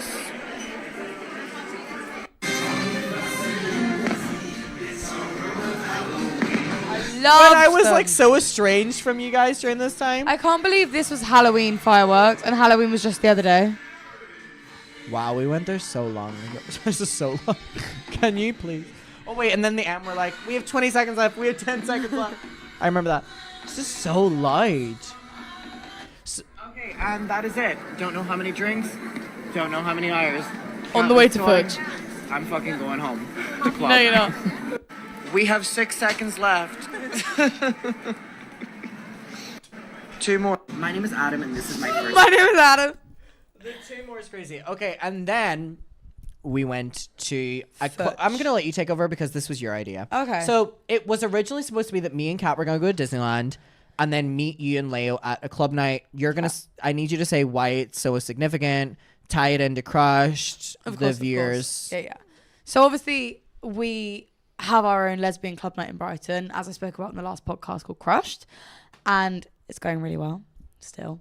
But Go on, promote your new night. it's at Charles Street Tap every last Friday of the month. We've got our last one of the year on November the 29th, and Lozique, the singer, is going to be performing our first ever live set. I was going to say this. If anyone is in Brighton or London or the surrounding areas, if you... When is the night? 29th. 29th. If you comment on Crush's posts before the 20th and say that you came from the podcast, they'll put you on the guest That'll list. be a secret little fun thing. Guest list. They'll put you on the guest list. As long as you're above the age of 18, you have ID. Mm-hmm. And you can party hard. You can stay to the end of the night. I need that room full. So before the 20th of this month, if you're in the surrounding areas and you would like a ticket to Crushed with a Muckers little discount, comment that you came from the podcast on one of the Crush posts and they'll sort something out. We'll sort something for you. But anyways, talk about Fitch. So yeah. This was your big thing. We all had our big things, but this so was your obviously big thing. being a lesbian, I grew up watching lesbian YouTube. Not Adam McIntyre. So Missed opportunity. The people that run Fitch used to be like lesbian influencers, and then they sort of like stopped doing that and started doing club nights. Well, I only recently learned this as well, so I'm learning with So you we guys. were telling you about this. So obviously me and Laya were Were like, they YouTubers? Yeah, like big ones. What are their names? Amy Ordman. You can name them. I mean, everyone's gonna know the night anyway. What are the names? Amy Ordman, and then I can't remember the last name. What's Jessie. the other one? Jesse. Jess. Okay. Jess. You wanna Jess the color I don't of remember the my last name. Amy underwear. Ordman was like the big one for me. Like I really like grew up watching. They had the club night and then became YouTubers. No. Was a YouTuber, then made the club night, and like so when I was like 16, I saw them sort of starting to like sort of make something like a name of themselves, and then they had this club night, and I always thought, oh my god, that'd be so cool to go to that. So like I've always known what it was growing up, and then at the minute we said we were gonna go to LA, me and Laya both were like, I wonder if there's a Fitch on that night. So It's crazy that there was. amazing, right? On a Saturday. True. Sorry, literally hiccuping. That wine's got to me. We were like, oh my god, we have to go. Conveniently, the same day as Disney. What lovely planning. Because you weren't going to go to Disney, though, Well, exactly, so it worked out. exactly. But, But then we all, I got back to that fucking Airbnb and I said, we're rallying. We're me rallying. and the Kat troops. get into bed. And Leo no, gone. no. Neve putting makeup on. I did a full face because you saw me in that fucking video. I was not ready to go out. I did not think I was going to make it, but we all pulled through. We did. We all did it. I was going around and I rallied the troops, and Adam was in Kat's bed and I said, get out. Yeah. I said, get out and get dressed. Kat was like working on her stuff in the desk, and I was like sleeping in the bed, and Neve Hey, comes in and goes, Adam, you get out need of the to get bed. out, Kat, yeah. come. And I said, this is the one thing I'm asking for. You'll come in. I knew this was Neve's one thing, so I was like, Yeah. sure. So- I was nervous to go because, contrary to popular belief, even you as well, and you, we don't club as much as we used to. And are you going to disagree with me? I can't tell you the last time I went clubbing. I completely agree that we don't club. I club. I think I've actually increased the amount of clubbing I've done recently. Okay, I don't but club me and you anymore, together, Neve. that's not true. Yeah. I only club when I'm with you. And that's not very much. Sorry, it is, but not. In that setting. But so I was nervous to go, but also you told me that it was a YouTube audience, And I was very Yeah. nervous to go on the basis that like I didn't know who the YouTube audience was going to be. And I also was like, when I'm in LA, like, just being like completely transparent with the audience as well, and like we talk about this all the time, like no one fucking watches what I do in Brighton. Yeah. Like it's, you know what I mean? That is like, true. You can go it's- anywhere in Brighton. Yeah. Yeah. London, there is people, but like LA is like very different, and like there's so many muckers, and it's like so great to like be somewhere where you can meet a lot of muckers. Yeah. So when I heard it was a YouTuber's night, I got a little bit concerned on the Which is basis so that like valid. I don't like I would not like going to someone's club night where I thought that there would be like a lot of the YouTube audience, because when I go to a club night, I get drunk and I get like blackout, and I'm like I don't want someone to come up to me and me be so drunk, or I don't want someone to be like, Adam was so messy. Like I love kind of being like, you know what I mean? No, completely. So I was nervous about Yeah. that. So that was my main thing. And so anyways, continue. Yeah, so I was like desperate to go to this club night. I really, obviously, having my own club night in Brighton, I really wanted to see a really successful club night that is that's basically my goal. That's where I want to get to. I want to be as successful as them. Yeah. So we were like, okay, we're gonna go. We're gonna have fun regardless. So we get there at like, I'd say 12:30 at night, and Maybe it's, like a 30-minute downtime after Disney, by the way. yeah, it was a quick turnaround. I said, the time I take to put my makeup on, It was so you better be brutal. revived, because I had a was so buzzball when I was brutal. ready. Yeah. So we God get there at bless 12:30. the American buzzballs. It opened at 11, so it'd been on for an hour and a half already, and there was still a queue at the door. And I remember there was so we had tickets. We'd all bought our tickets in advance, and there was no separate queue from people that had tickets and people that were just wanted queuing at the door to get a ticket. So we queued for about 30 minutes, I'd say, which then took us to 1 a.m. Bearing in mind, this club night closes at 3. So we were outside for a while. It closed at 2. Have I got my times wrong? Oh my God, it did close Okay. early. No, We it did got close there early. at It 11:30. did close early, yeah. We got there at 12. I think we got back from Disney. We left Disney at like 9:45. We must have got there at 12. Yeah, we got in at 12. Fuck Yeah, me, we did okay. not have long there. So we got No. inside the building at 12. Which is also really weird that it was like such a quick turnaround event, it seemed. As Yeah. Well. Yeah. Open It opened at at 10. 10. Well, okay, what's crazy about an event opening at 10, though, to me, is when we arrived, first of all, I was not in the mood. I was not in the mood. he I was was in the not. worst mood ever. I'm like starting to get hungover from my Disney day, and I'm tired, and it's been a long day, and the event was kind of far away from us, like, Yeah. in fairness. And anyways, we show up, and we have tickets, and we show up at like this no shade, what's her name? Amy, Jess, love you, but like dingy, like place. Just And to let you know, it's- it was a restaurant. It was a Was it really? restaurant, yeah. And they'd like put, yeah, but like it was still a restaurant. Well, it was like dingy from the outside, and when my problem was we had tickets, so why the fuck am I queuing? Why am I for queuing? Literally close Also, to the like girls 45 in front minutes. of me, literally no tea, no shade. I say to them, "Hey, do you have tickets, or are you just queuing to get You in?" said what before that? I said, "Do you have tickets?" To the girls in front of us. Yeah. Oh, the ones that were recording the TikTok. Yeah. I said, "Do you have tickets, or are you just queuing?" And they went, "We're just queuing. We're getting a ticket on the door." And then they proceed to make TikToks the whole time in the queue. Fair enough. I do We're in that the too. background of all of them. We're in the If you can background of find this. them, please let us know. And they didn't like, if that was me, I'd be like, "Oh my God, I don't have a ticket, but I don't know about the people in front of me." I'd just be friendlier probably. Yeah. But they just shut us down immediately, and I thought, okay, no worries, I'll just wait here then. And then when we got to fucking security, they didn't even scan our tickets. Yeah. They pat me down vigorously. Oh my That God. woman was in my pussy. Literally, like, she pat me down harder than I've ever been pat before. Got to the ticket person, didn't even scan my ticket. No, I need to say this as well. Also, And- didn't check my bag. Just felt me up. Well, Okay. I don't think I brought a bag, but me and Kat talked about this where I had said to Kat when we were, when we went in, and by the way, when we went into the venue, I thought the venue layout was beautiful. Gorgeous it was- venue. The smoking area, Here's amazing. the thing, like yeah. Neve knows, I know, way to my heart, smokers Smoking area. area. I love it. And the smokers area was bigger than the dance floor and stuff, Yeah. and I loved that. And so me Two and Kat were right floors. there. But when we were there, I was talking to Kat, and I said to her, I was like, I was like, hey, I'm not gonna be like nitpicky or whatever, but like the security on the way in, because obviously they put me to like a man. He like it literally was like crazy. Like it was. Don't it was worry. literally like borderline So was the groping. woman.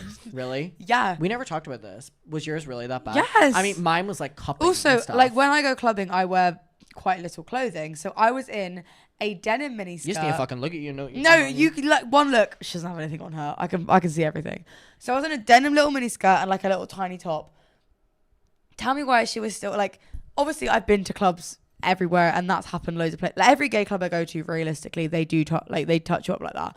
But even like Heaven in London, they're yeah. they're intense. But GAY like in London when it was GAY late, my God, they might as well have fucking took me home. I'm just gonna say, in my own personal opinion, which is crazy you said this because we never talked about it, I did find it quite inappropriate. Because also, you didn't check my bag. Like, if you were really searching me that vigorously because you thought I had something on me, my bag would be the first place you search, and you let me go through after you touched my whole body. So immediately I thought, okay, that pussy search goes crazy. you know what I mean? I went, really? You like that? Okay. So wait, what was your opinion? I feel like this is interesting because of you didn't crush. Yeah. When you went into the night, what were you expecting? I think I was just expecting like the best lesbian night I've ever been to. Are they popular? Yes. Well, I messaged them on. No, I'm not saying that as a joke. I know. I messaged them on, both of them, Jess and Amy, on Instagram, and I didn't know who they were, but Leo and Neve have been talking about them for a while, this event and stuff. And I messaged them because tickets had sold out, and I was like, "Will there be any tickets on the door and stuff?" And I mean, they did get back to me, and they were like, "Tickets will be on the door and stuff." And so that's my only interaction with them, just in case they say that I never reached out to them. I did, Yeah. And they got back to me, or one of them got back to me, which was great. But I had no perception, so obviously you having an event and going into it. Yeah. I was really curious just to see, like, because obviously, in my eyes, these people are, like, they've made it. Like, they are successful. They have a following regardless of what they do in their event because they were popular beforehand. So I was like, okay, I can't wait to see, like, what they've done with this audience, with this, like, vibe that they've created. Obviously, we walk in there, and it's so sold out to the point where we can't even we tried to get on the dance floor, and as I said, it was like a restaurant at some point in the week. So like there was booths that were like to the side of the table, and there was curtains like surrounding the whole dance floor. So when we got through the curtains, it was so busy that you couldn't actually It was move. really bad. It was like so overcrowded, and also they said to me on the door, "We're still selling tickets for this event," and I thought, well, we have a ticket and we've queued 30 minutes. Well, here's the thing. So you and Leo go to search out inside. Like, they go to search out inside. And me and Kat were, God bless you both, but very overwhelmed. Yeah. And so we stared at smokers, like, practically most of the night. And truth be told, they were lovely, but there were a lot of people there that were either muckers. But my biggest fear came true. There were some people that were muckers, but the biggest fear came true. There were a lot of people within the YouTube audience that were there to acknowledge me, but acknowledge me in a way of making fun of me, or like making fun of Colleen. Like, I had a lot of people coming up and making ukulele jokes, and I'm like, okay, I'm 3 drinks in, I'm drunk. How do you want me to respond to that? Like, do you want me to laugh? Do you want me to cry? Do you want me to like giggle with you? Like, it's really fucking annoying. And so that was something that me and Kat dealt with, where you and Leo were in a lot. Yeah, we weren't there. But this one girl came up to us, and she was so sweet. Oh my God, she was so kind. And she was living in New York, but she was just whatever. And she said to me that she had been to the previous Futch. And we were like, oh my God, like, it's really busy. And she was like, why aren't you in the dance floor? And we were like, because there's no room to move. And she was like, yeah, like, they've severely oversold this. Like, they're normally in a much bigger event, but there's something else happening in LA right now. There was like Friar Festival. There was another lesbian. There was a big lesbian. Yeah, event I can't remember what it was. Not Friar Fest. There was a big lesbian event happening, and so this sweet girl, sweet mucker. I think her name was Rachel. She really informed us. She was like letting us know that, like, you know, there should be more people here, but they've still oversold. Which is crazy. Imagine if there was more people was really in that. bad. Like, it was really bad. We got into the dance floor and we were like, we were at the back. First of all, nobody could say excuse me. Very rude crowd. Very rude crowd. And I'm also quite rude when I need to be, but my God. The difference with me and you on a night out is yes. You will, and Neve can say this, when I'm on a night out, I will become so clean in certain cases of I will never allow someone to ever say that I was rude to them, because I've had times in LA. Sebastian Soto, baby, hope you are doing so well. Sebastian Soto, I love you, you psycho bitch. Anyways, I've had people in LA make up stories saying I was rude to them on nights out, so I'm overly nice to people. I can literally say, this boy, I keep myself clean. Blackout as he can be. If someone comes up to him and I says, clock in and goes, oh my God, Macker, he literally goes, like, the personality switches. We could be on the floor, drunk, like literally as drunk as we've ever been. And if someone recognizes Adam, that's it. He's back. He's back. Even for 5 minutes, he's clocked in. And then after I'll be like, you go, Neve. Neve, take me home. But so on the night out as a whole, yeah. First of all, the fucking DJ sucked. No, the music was awful. Even me and Kat, who are not sorry, they do their own like fucking club night and DJ and shit like that, right? Me and Kat don't do any of this shit. Me and Kat were like, oh my God, this song's so great. What's the next song gonna be? Spotify 15-second transition. What the fuck? Also, what I will say, why are the Americans still so obsessed with Mr. Brightside? I'm sick. I cannot hear that. That was bad. They were playing. Sorry, what was their ending song? Lil Wayne. Is that a lesbian audience? I didn't know that. Okay, no worries. They were playing Ed Sheeran. They were playing. They did do Ed Sheeran. Like, you're at a lesbian night. As someone who doesn't does Jonas Brothers. That's it. So many men, and as someone that does a lesbian night. Oh. I want to look up. I'm gonna look up Fitch. Oh, Fitch. Okay. All right. Is it this one? Yeah. They had 3 DJs at the time. But I don't know who. What's their next event? Should we go? November 8th! It's today! Oh my God! Wait, where is it? Japan? Oh. No. No, that's a DJ. Japan. Catch One. Same. That's the. No, it's not. Catch One? Where's Catch One? Catch One is bougie. Is it? Wait, I take back everything I said. I'm Fitch, if you want to put me on PR, Fitch is like. Fitch, invite me back, baby. Wait, Catch One is like. Wait, that's the one you were talking about. Catch One's like, Fitch, Amy and Jesse. Crush fucking sucks. I fucking love Fitch. Wait, is that really? Yeah, they've done that before a lot of times as well. Oh, dance nightclub. This is not what I was thinking. Mariah. When she was 19. Sorry, there's people outside the window. There's people. Okay, wait. Okay, so sorry. Let me debrief.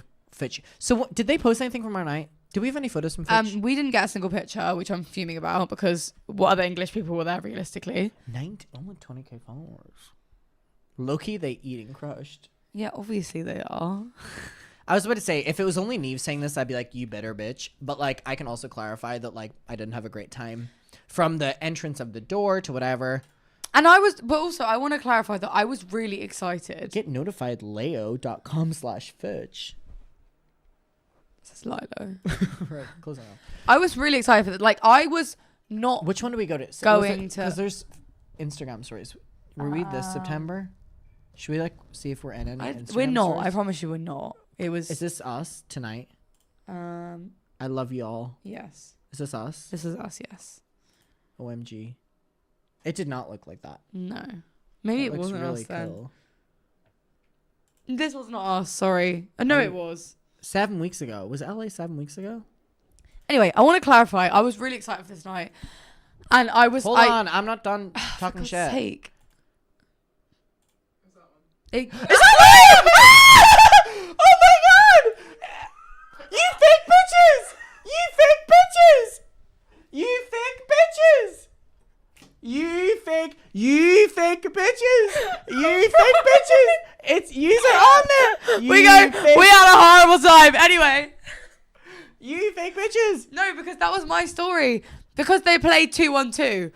And one thing I'll tell you about us, if 212 comes on in the club, it seems like you are having a great time. I see. I spent all my time up there. I really did love that. When they free poured that bar. Fuck me. I was Honestly, I'd recommend Fitch, you guys. Guys, go to Fitch. No, because what I was saying before Adam interrupted me is that I was really excited for this night and I was ready to go to it. Because I interrupted that you had posted a fucking Fitch thing. Excuse me, oh, you guys, spat all over do my not hand. go. Anyway, here's me on the highlight. But I was really excited to go to it and I thought it was going to be the best night of my whole life. And it wasn't, and it's fine. And I probably would have had a good time at another Fitch. But the music policy was crazy and there wasn't one. And there's no need to play as many men as you do at a lesbian night. It was not lesbian. No, it really wasn't. It also wasn't gay man. It was like, oh my God, I'm at a straight club. I'd agree with... But it was mainly women / non-binary people there. And I surprisingly was like, I love your demographic. Like, because you can get a demographic at queer nights that can be mainly straight. And I was like, diva, like you got the right demographic. The problem was, while they may all be lesbian and non-binary, they were all fucking rude. Yeah. Like They're all fucking rude. You could not be a man. They all identify as fucking rude. Yeah. Completely that. Like, even just like queuing for the toilet, I was like, okay, nobody here is nice. Do you remember? Or maybe it was Kat. What? In the toilets for Fitch, there was man, woman. And women was cubicles, man was urinals. And that was one stall. cubicle, yeah.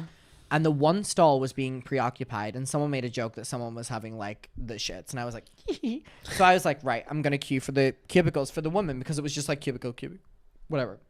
So I walk in to go into the cubicle. This woman walks out and goes, "Oh, I guess we're a fucking night for everyone then." Maybe it was Kat, and I was like, "Oh my God, that's really?" Crazy. I was like, "Really?" Like, it wasn't even cubicles that you, like, enter a space and it's all cubicles. It was literally... Do you remember you, like, walked and it was, like... like, individual ones. I was like, fuck off. Also, you can't say that. Like, that... You literally can't generalize like that. It was crazy, but the Fitch thing... I had a time. I had a good time, but I didn't have a good night. Laya had a good time, but not a good night, is what she said. We had a good time. It closed at 2 a.m. Yeah. Amy and Jess, what's the fuck is going on? Amy, babe, please get that late night license. I'm begging you. Because by the time... Who's the main one in control? I think Amy. Amy, I fancied you for a really long time. Amy, I was in love with you. So... My girlfriend's fuming right now. By the time it got to 2 a.m., I started having a good night. And then guess what? The lights came on at 1:45. Oh my God, they turned the lights on like 20 minutes early. Sorry, 1:45 is the time I'd get to a club in the UK. It was bad, dude. Crazy. It was, and that really pissed me off. They turned the lights on like 20 minutes prematurely, and I was like, are you fucking Because kidding also, me? like, that's 15 minutes of dancing with the lights on. Sorry, I do need to say one thing. Okay. I love when people come up to me. I love the hashtag muckers. And I also love when people come up to me and say muckers because I'm like... By the way, I hate the muckers. I'm like, okay, you like are a real one with like the knowledge. And I love when people say the finsta because I'm like... But we were on the dance floor and the girl and her partner kept following us around the dance floor. Oh my God, yes. And by the time the lights came on, they were like directly behind us. And, you. yeah. And that's not okay. The thing that really bothers me is when I'm with people and people record. Yeah. And you experienced it because you like...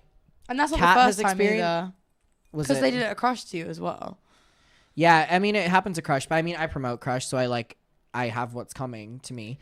But I want to talk about Chaperone in a second, but like I understand the like dynamic of watching someone, but like at Fitch, I felt it a lot where like it wasn't even a case of like people watching my videos, it was people recording me and like making like yeah. Look at it. And I'm like, are you fucking kidding me? Yeah. Because I can't say anything. Could you imagine I turn around and say anything? Then I'm like the worst in the world. But even if like your friend says something, that's still you. Yeah, because I have. Can you clarify that I have? If anyone doesn't think how much I like really appreciate my audience, all of my friends are on a lockdown that they better respect and they better fucking love. If a mucker comes up to Adam, I am your favorite person. Like I love you. I love you so much. You're my favorite person I've ever met in my life. Because also, I've clocked in with the muckers. You're a mucker, okay. Guess what? I heart Marcus. I mean, wear a shirt every single time now. Is there anything else in closing about Fitch? No, it wasn't what I expected it to be, but also I'm really glad I experienced it because as someone who wants to do that for the rest of my life, like it was really important for me to go and do. Yeah. Because I think it's one of the, obviously not, there's big lesbian nights in the UK, but I think that was the biggest American one that I know of. Mm-hmm. So I was really like fortunate I got to experience it and got to like see how it goes and what the vibe was. And then I got to take that back to my own lesbian club night and be like, okay, this is what we're not going to do. This is what we will do. Like, it was really beneficial for me to see how someone with an already like successful audience runs a night. Mm-hmm. And as someone who's never, I don't have an audience yet. She's like pandering as Okay. much as possible. Not yet, Maccas. But like, and I've still managed to make a night that has sold out for the last 2. Making it a 3rd in November, if you're free, guys. So like, it's really interesting to see what they have done and what I wouldn't do in my own night. We're swiftly moving along. I had posted on my Finsta and I had asked for topics for me and NEAVE. And there is probably 2 I want to get to. The first one is people talking about, I would love to hear about NEAVE's moment of being straight. I feel like it was brushed over the last time. I have friends who are going back and forth, and I love that she now knows who she is, but what is she feeling? So people want to hear about the little heterosexual moment you had. Okay. So I think I said this in the last podcast, but I came out as a lesbian first from 14 to 17. Mm-hmm. And then I had never, so I was quite an ugly child, and I had never had a man show me attention before. I wouldn't say you were ugly. You like looked old, but like you didn't look I ugly. looked 40 at 16. The photos of you when you were younger, like she was going chasing pavements. So everyone used to tell me that I looked like Adele before I lost the weight. So you set fire, and that is true. To the rain, as I've I've been been singing. Watch your face. I genuinely like I've aged in like a backwards. Like I looked 40 at 16, and she's now using that mucker fund to get that Botox, honey. It's soon to come. This No, face no. won't move in 2 years. But anyway, I was quite an ugly child, so I'd never had like a man show me attention before, which wish I hadn't. Let's be real, because before then I was very content in being a lesbian. I had my first girlfriend at 14. Shout out to you, girl. Girlfriend first. Yes, my first ever kiss relationship was with a girl. You're so woke. I know, right? Hey, in secondary school. And I didn't tell anyone, obviously. I broke up with her, bless her heart. How'd you break up with her? I was really mean, actually. Over Snapchat. Oh. How did you break up over Snapchat? You can pick it up. NEAVE just in a forfeit through the fucking voice controller. I go, down. next fucking question. It's still fine. Wait, Anyway. you broke up over Snapchat? I did break up with her over Snapchat. Basically, it was really awful. So my neighbour at the time was her best friend. And I was texting my neighbour about how I didn't want to be with her anymore. And then What age are you? 14. That's fine. Genuinely, it didn't really count. She probably counts it, but it's fine. And I was saying I don't want to be with her anymore. And my neighbour either showed her or told her. So she knew that I felt this way. And then I was like, yeah, I do. And then we broke up. But also she was my best friend. So we didn't speak for like 6 months. And then we became best friends again. And then that's when I really like came back to being like, okay, I am a lesbian.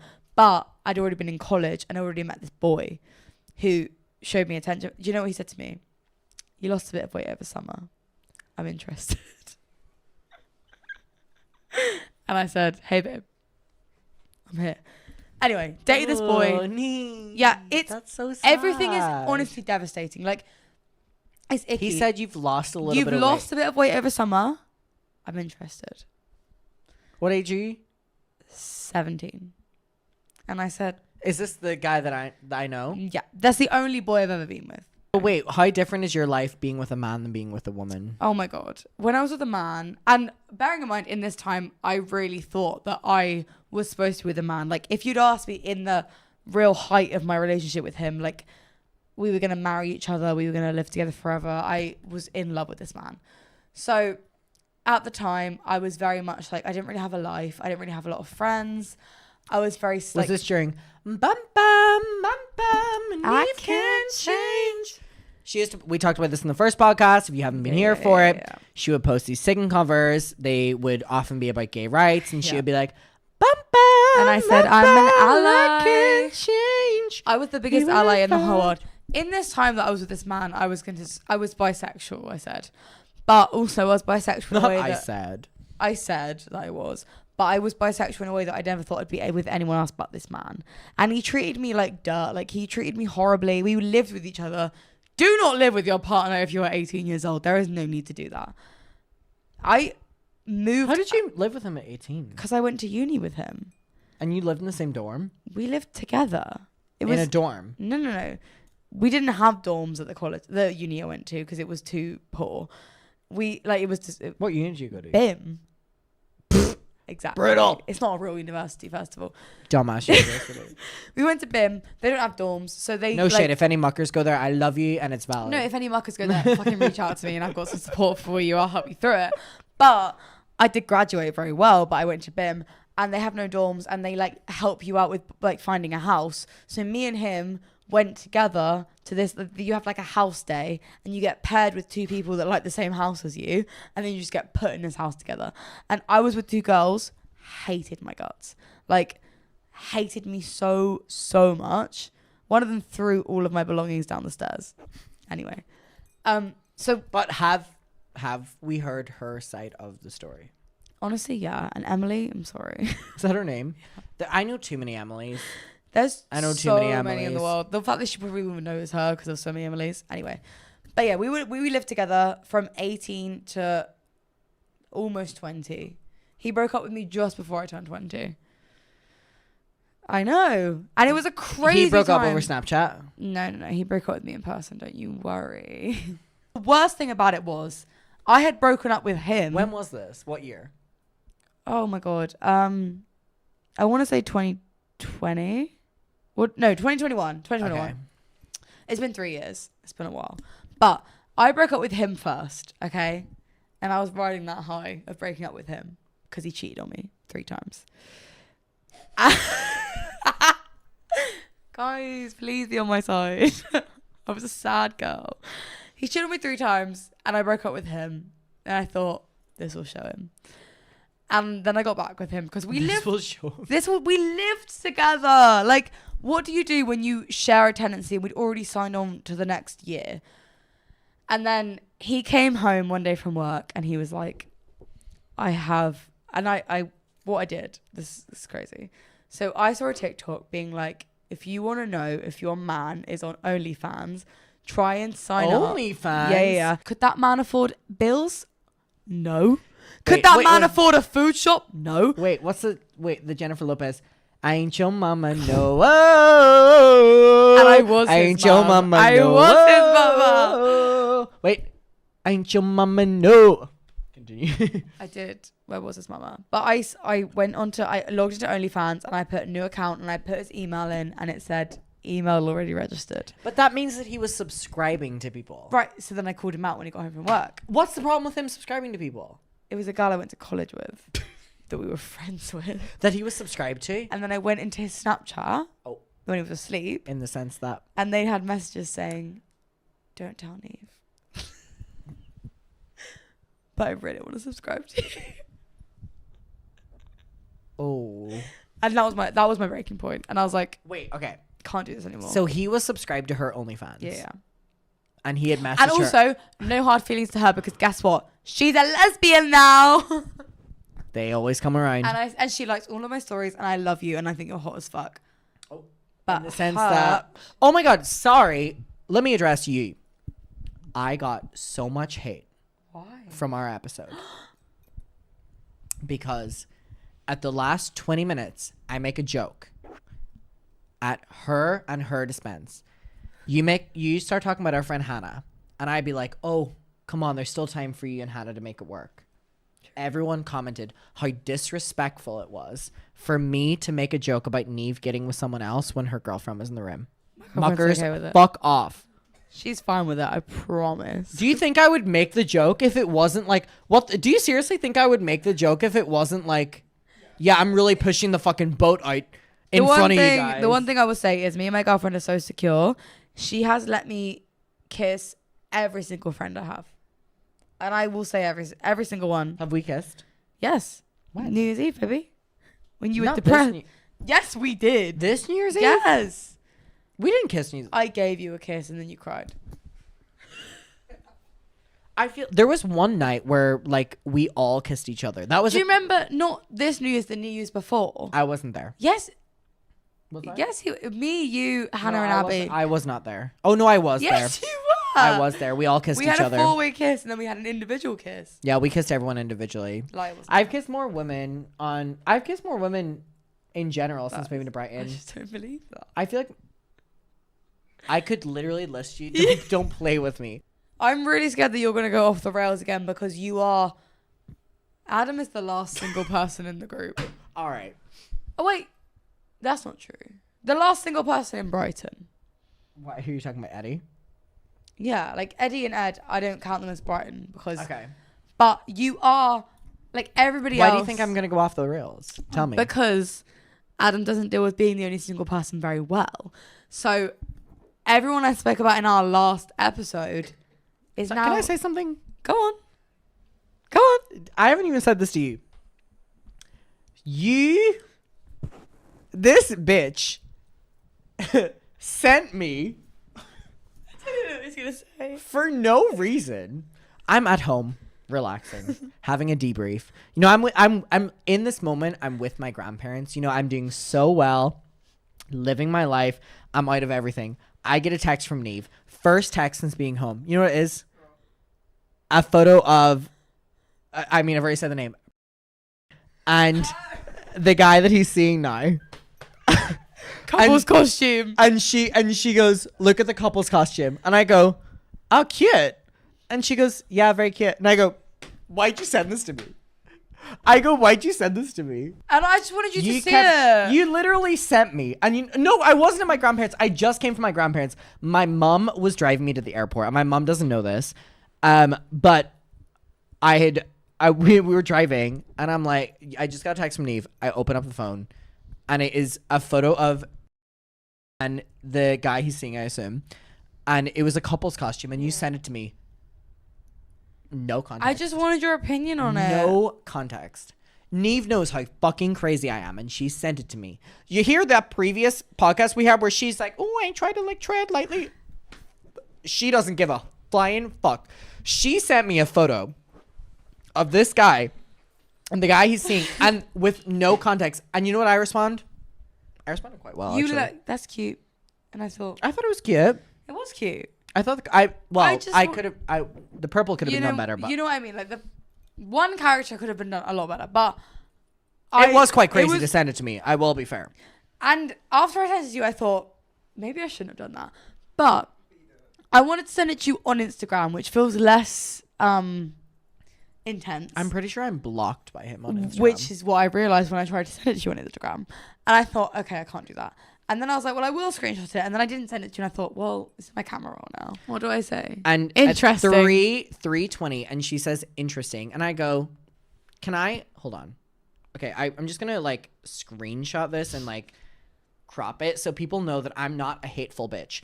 I didn't know that I was ever gonna show you this. Look at my response. What is your response? Wait. What does it say? OMG, love the costumes though.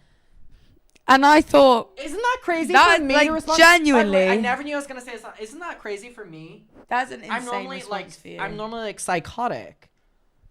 And you were like about the costume, and then I said immediately love. You just moved on. You were said, like, "How was your Halloween?"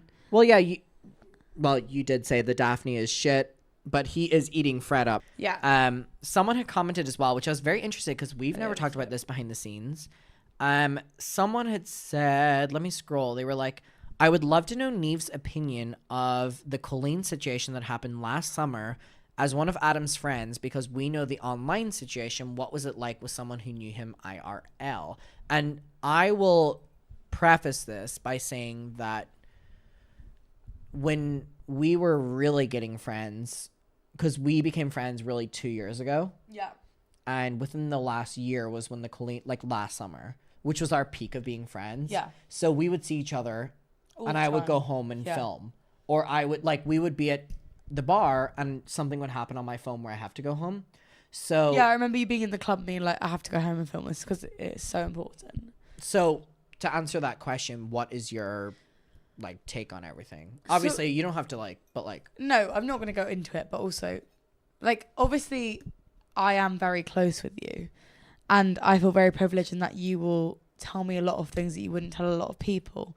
So, being Adam's close friend, obviously, I got a lot of information before everyone else got information, and even stuff that like I wouldn't post. Yeah, even things you wouldn't be posting online or telling other people. So I was very in tune with how you were feeling, like from the get-go.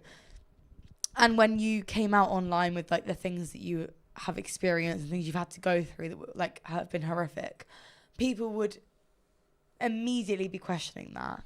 And it was just like really horrible for me to see that like you being not believed fully and not like listened to.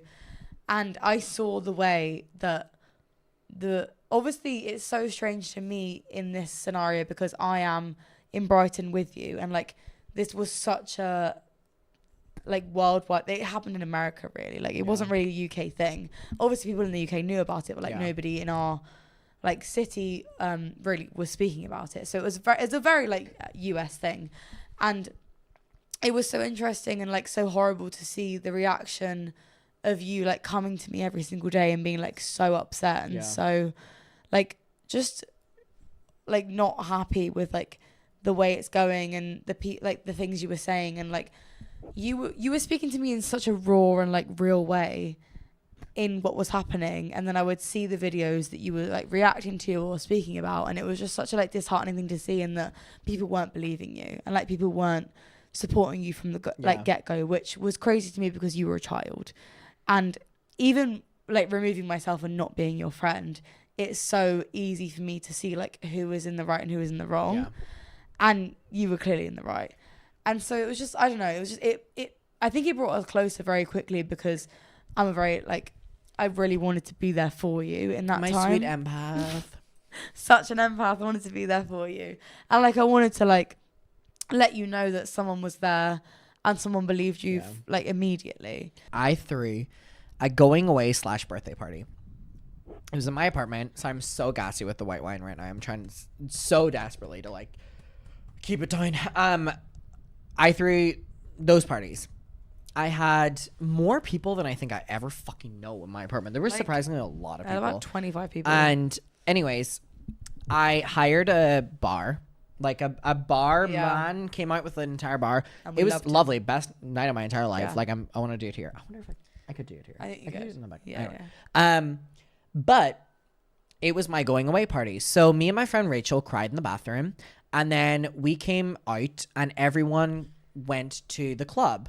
On the way to the club, we split 2 Ubers, and Neve got in an Uber and I got in another Uber. And me and my friends get to the club and we're fine. And Neve and, you know, the other friends arrive a little bit later, and she's like, oh my God, Adam, something bad just happened. Can you repeat the story of what just happened? Right. Fucking beefing the Uber driver. So I believed that I booked an Uber XL, which is very important because they have different numbers. Right, which is 6 people. And the Uber driver that pulled up believed I'd booked a regular Uber, which is 4 people. But he pulled up in a van, okay? He had about 8 seats. And I said to him, that motherfucker could fit you. I said to him, I was like, listen, I believed I'd book an Uber XL. Clearly you don't think so. I've got 2 friends here that can fit in your Uber. Who was in your Uber? Do you remember? What were the names? Wait, who? No, Liv, Ed, Lio, me, and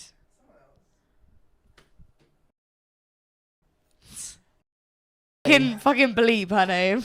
It was people that like weren't gonna pipe up. Yeah. One thing about my girlfriend, she'll back me for, like to the end of the world. So we get in the Uber. I was doing that. We get in the Uber, all 6 of us, even though I've booked for 4 people, because he has a fucking minivan. He can fit them.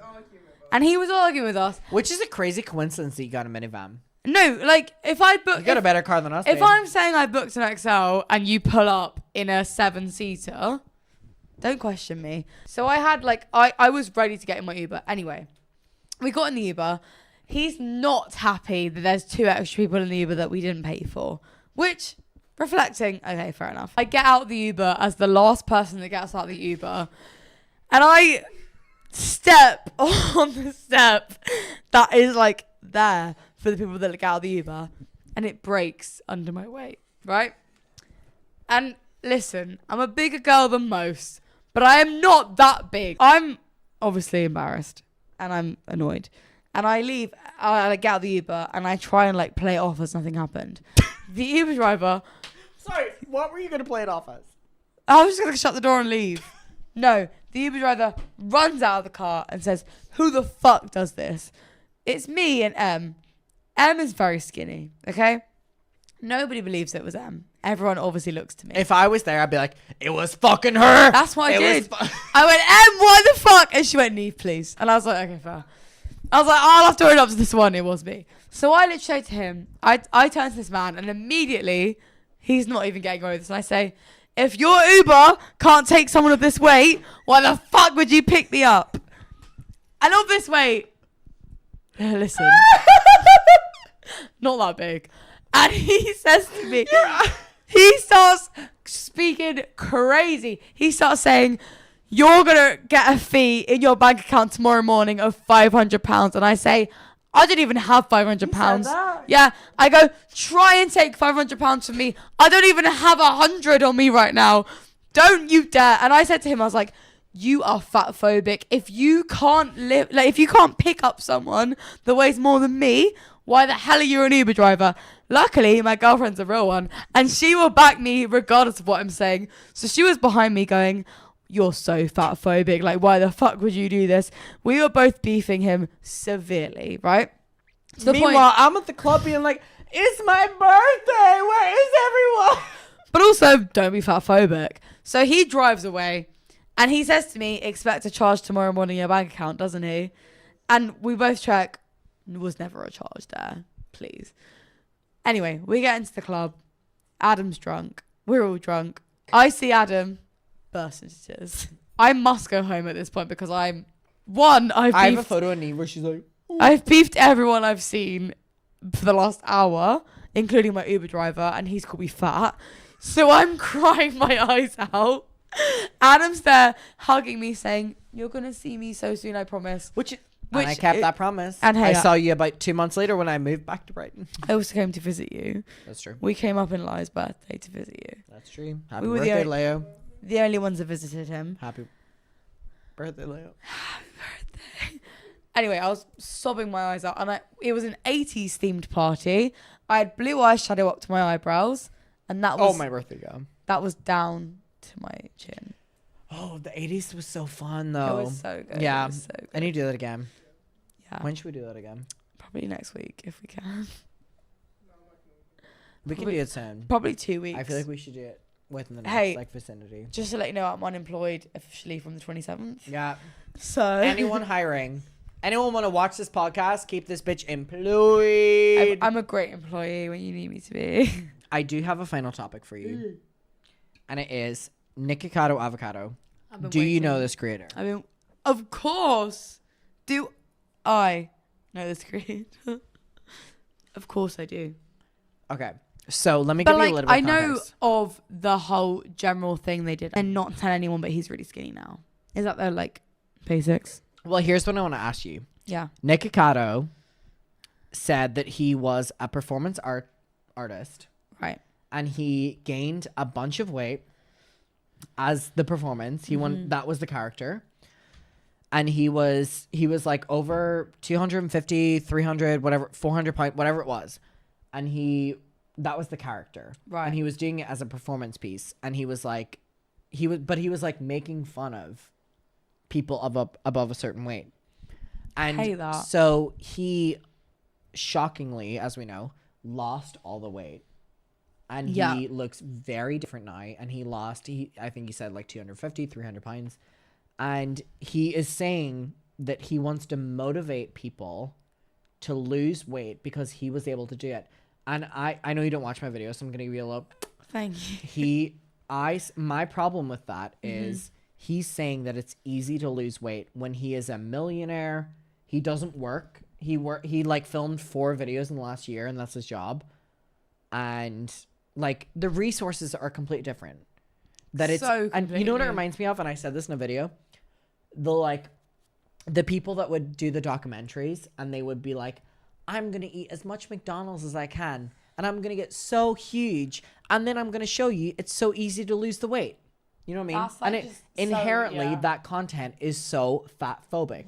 The content is designed to make bigger people feel bad about themselves for not losing weight when these people are on strict regimens or regimen, whatever the word is, like dietitians, all the rest. And that's what bothers me about the Nikocado transformation. So I would love to hear from your outsider perspective, like your take on his. I just think like everything he's saying is completely false, because as someone who has been bigger my entire life, right, you know this. And this is one of our favorite stories to speak about. So as a child, I got sent to fat camp. And it wasn't called fat camp, but I'm calling it fat camp because it was, we all got weighed in primary school. And whoever was like obese in the government regime. Well, what age were you sent to fat camp? I was in like year 5. So what age is that? Like 9 or 10? So I was like a child. Like I was a child. So I got sent to this government like mandatory thing that my parents had to take me to. Otherwise they would be considered neglectful. Which it doesn't exist anymore, by the way, because of how ridiculous it was.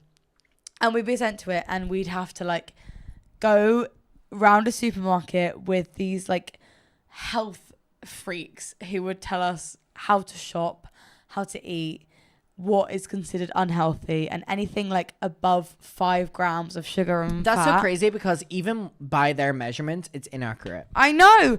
And like, obviously I didn't think this at the time because in my head I was like, I'm obese, I need to listen to these people. But they would say, If do you think you were obese at that age? I promise you I wasn't. Like, What, not was that to be age rude 9? to the people, not to be rude to the people that were also in the fat camp with me, but I was the skinniest person in the whole one. And like, the people that I was with, they were overweight. I'd say they were overweight 100%. So they're all like 9? We were all 9, 10, 11. I'd say 11 was the oldest age. Okay. And we were all overweight, obviously, otherwise we wouldn't be there. But none of us, I'd say, were like obese to the point where Like you think severe. they're like, they need help. No, I Leo just said wasn't. you were. I was not. Me personally, I wasn't. So I would go to this class and I would learn that like I could only have a certain amount of fat and sugar a day, and that so we had this cup, and my mum hates when I speak about this, but I had this cup. Donna, you know I love Mum, you. babe, love you Donna, so you know I love you. And if you're watching this right now, Donna, I love you. Bonnie and Dolly are sending you kisses. But this is so, like, in my life, it's funny now, okay? So we'd have this cup, and we'd have to measure all of our, like, foods in this cup before we could eat it. So, like, if I was going to have pasta, I'd have to measure it in the cup and then boil the pasta. so sad. No, because, to be fair, lost tons of weight. But, Yeah, because you're barely eating. yeah, I was, like, exercising more than I've ever exercised in my life, but also I was eating, like, in a crazy, like, I would have different portions to the rest of my family because the government thought I was obese, so I had to change my weight. But Which also is crazy because you literally, like, factually weren't. And also, like, now, obviously, as an adult, and, like, I now have full control of everything I put in my body, I don't think I'm that dissimilar to what I looked like as a child. Like, when you look at me now and when I was a child, like, I look like someone that's just gone through puberty. Yeah. So I don't think I've lost any significant amount of weight compared to when that was the time. So when there's creators like this going online and being like, you can lose weight immediately, like, you just have to do this, this, and this. I am someone that has been trying to lose weight since I was 9 years old. And I've done that. I've done Slimming World. Like, I've done every single diet you can imagine and every single exercise you can imagine. Like, I would do anything to lose weight. And, like, I still look like this. So you're just factually incorrect. Yeah. Because some people, like, obviously my weight fluctuates severely in that the size I am right now goes bigger and smaller. But nobody looks at me and goes, wow, you've dropped 7 dress sizes, because that's just not that's not realistic for someone of my body type. And I accepted that years ago when I was still in that fat camp. Like, I was looking around, I was the only girl, which was actually a great thing for my ego, because the boys, which is crazy because boys usually lose weight easier, but I lost weight easier than the boys. I think it's because I actually applied myself to it. But like, I was the only girl there, and I was obviously going through puberty in a very different way that the boys were. And so I'd get like boobs, and then immediately, who cares if I'm fat? I've got boobs, you know what I mean? But like, it was just so interesting to see, because they hated themselves in such a different way than I did. And I was like, well, I'm fat, but I can make it like okay. Yeah. Because I know how to dress myself, and I know how to like proportion myself. So whenever these creators go online and they go, look at me, I've gained weight and I've lost it immediately, I just think you've never like grown up in a scenario that makes you bigger, and you've never had to actually experience a life in which you've been perceived as fat in like a way that you haven't chosen to be, which is exactly what this, what's his name, Nikocado. Yeah, it's exactly what he's done. Like, he's chosen to put on that weight, and he's chosen to like do this social experiment. He's never had to like actually live his life in a way that people perceive him as just that and just as fat. I think my problem was Nick said it as he was doing a social experiment. Yeah. And it was like, that's funny. offensive. It was funny. Yeah.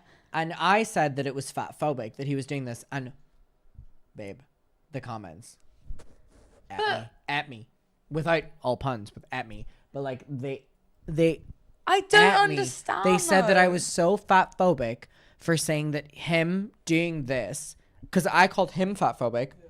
Everyone came at me and was like, you're fat phobic. And I was like, with so much respect, are you fucking stupid? Sorry, I'm burping so much with the way I went.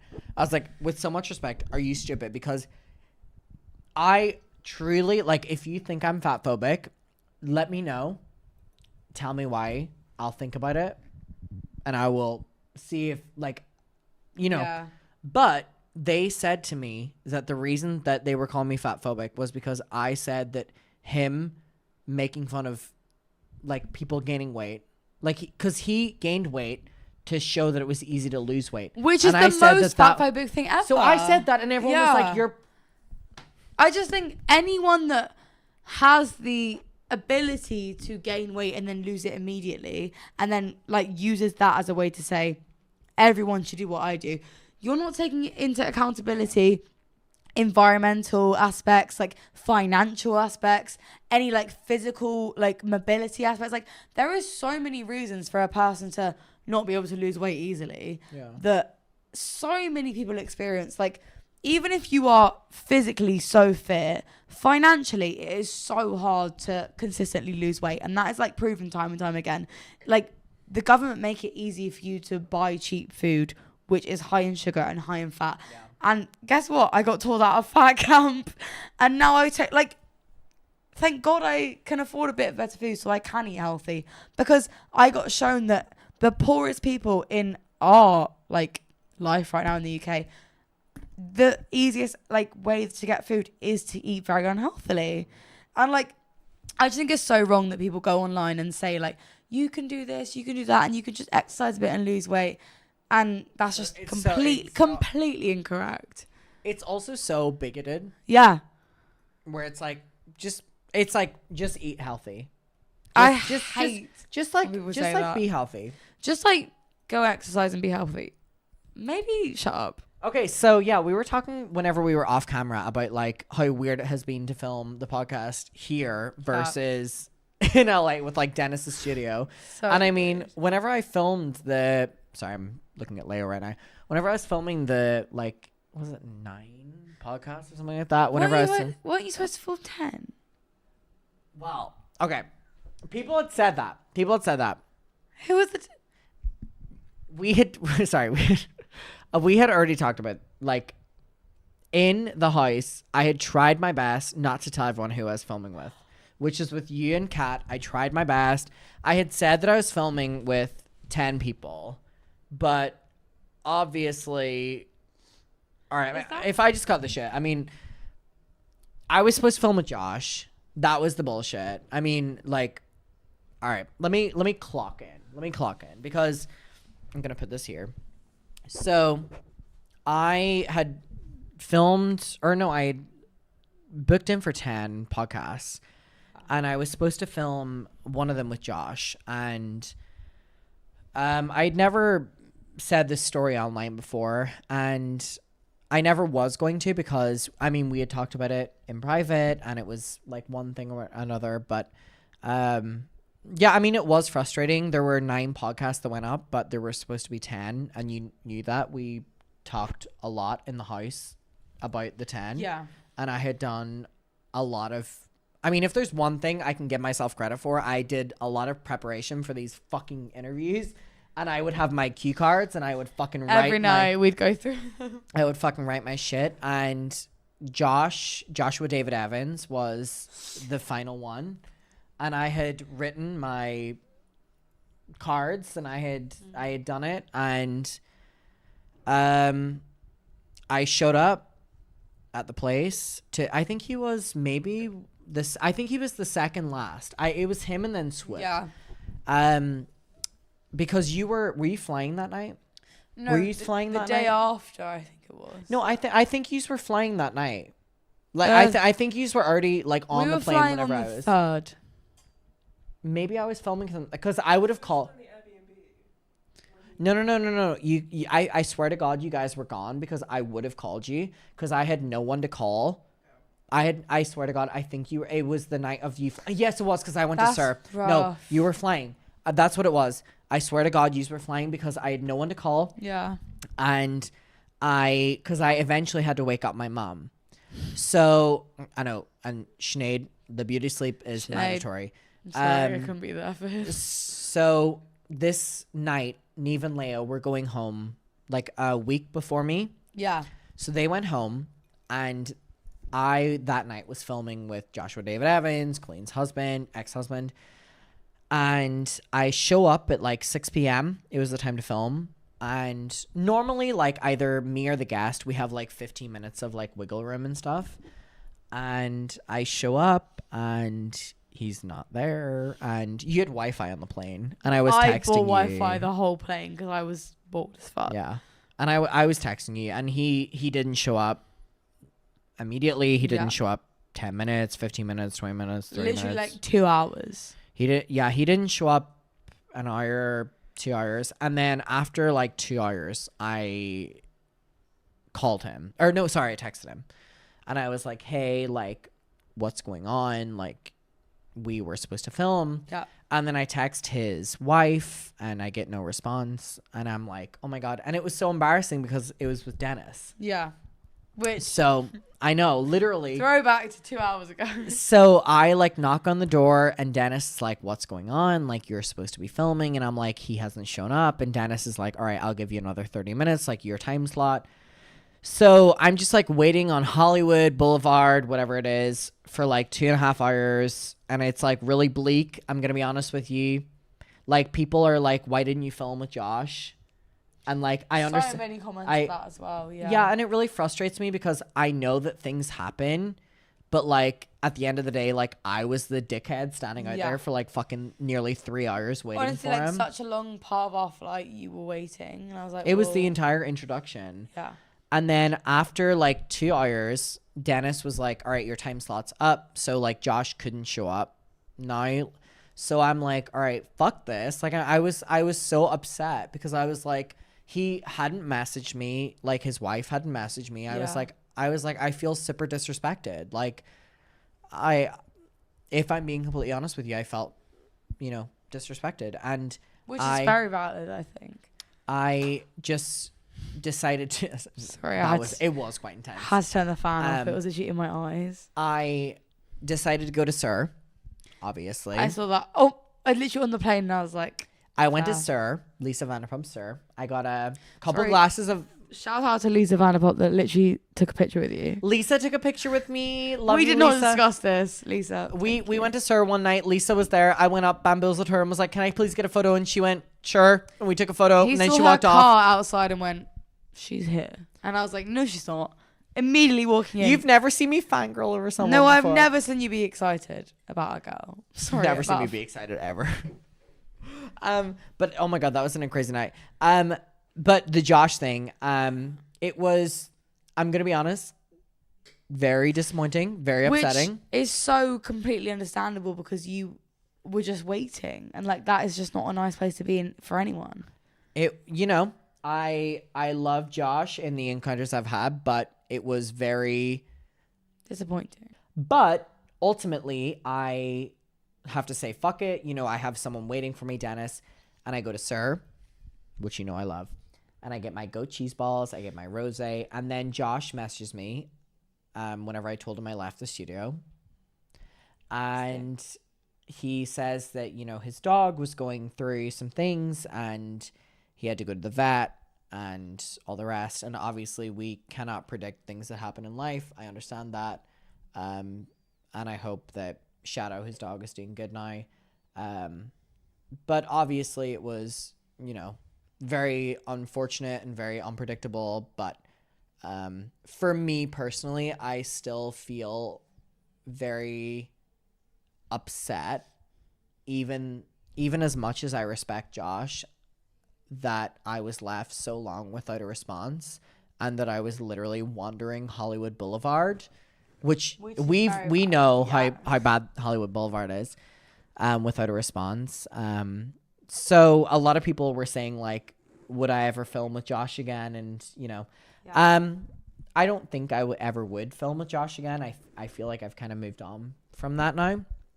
So I mean, that's the end of it, and that's the end of the LA trip, and that's the end of whatever, and I think that's the end of the episode. Wow. So with NEAVE, I'm gonna love and leave you with this last glass. We're gonna take a cheers, we're gonna take a sip, and I hope that you all enjoy this. What was your TikTok again? NEAVE Farnard. What was Crush?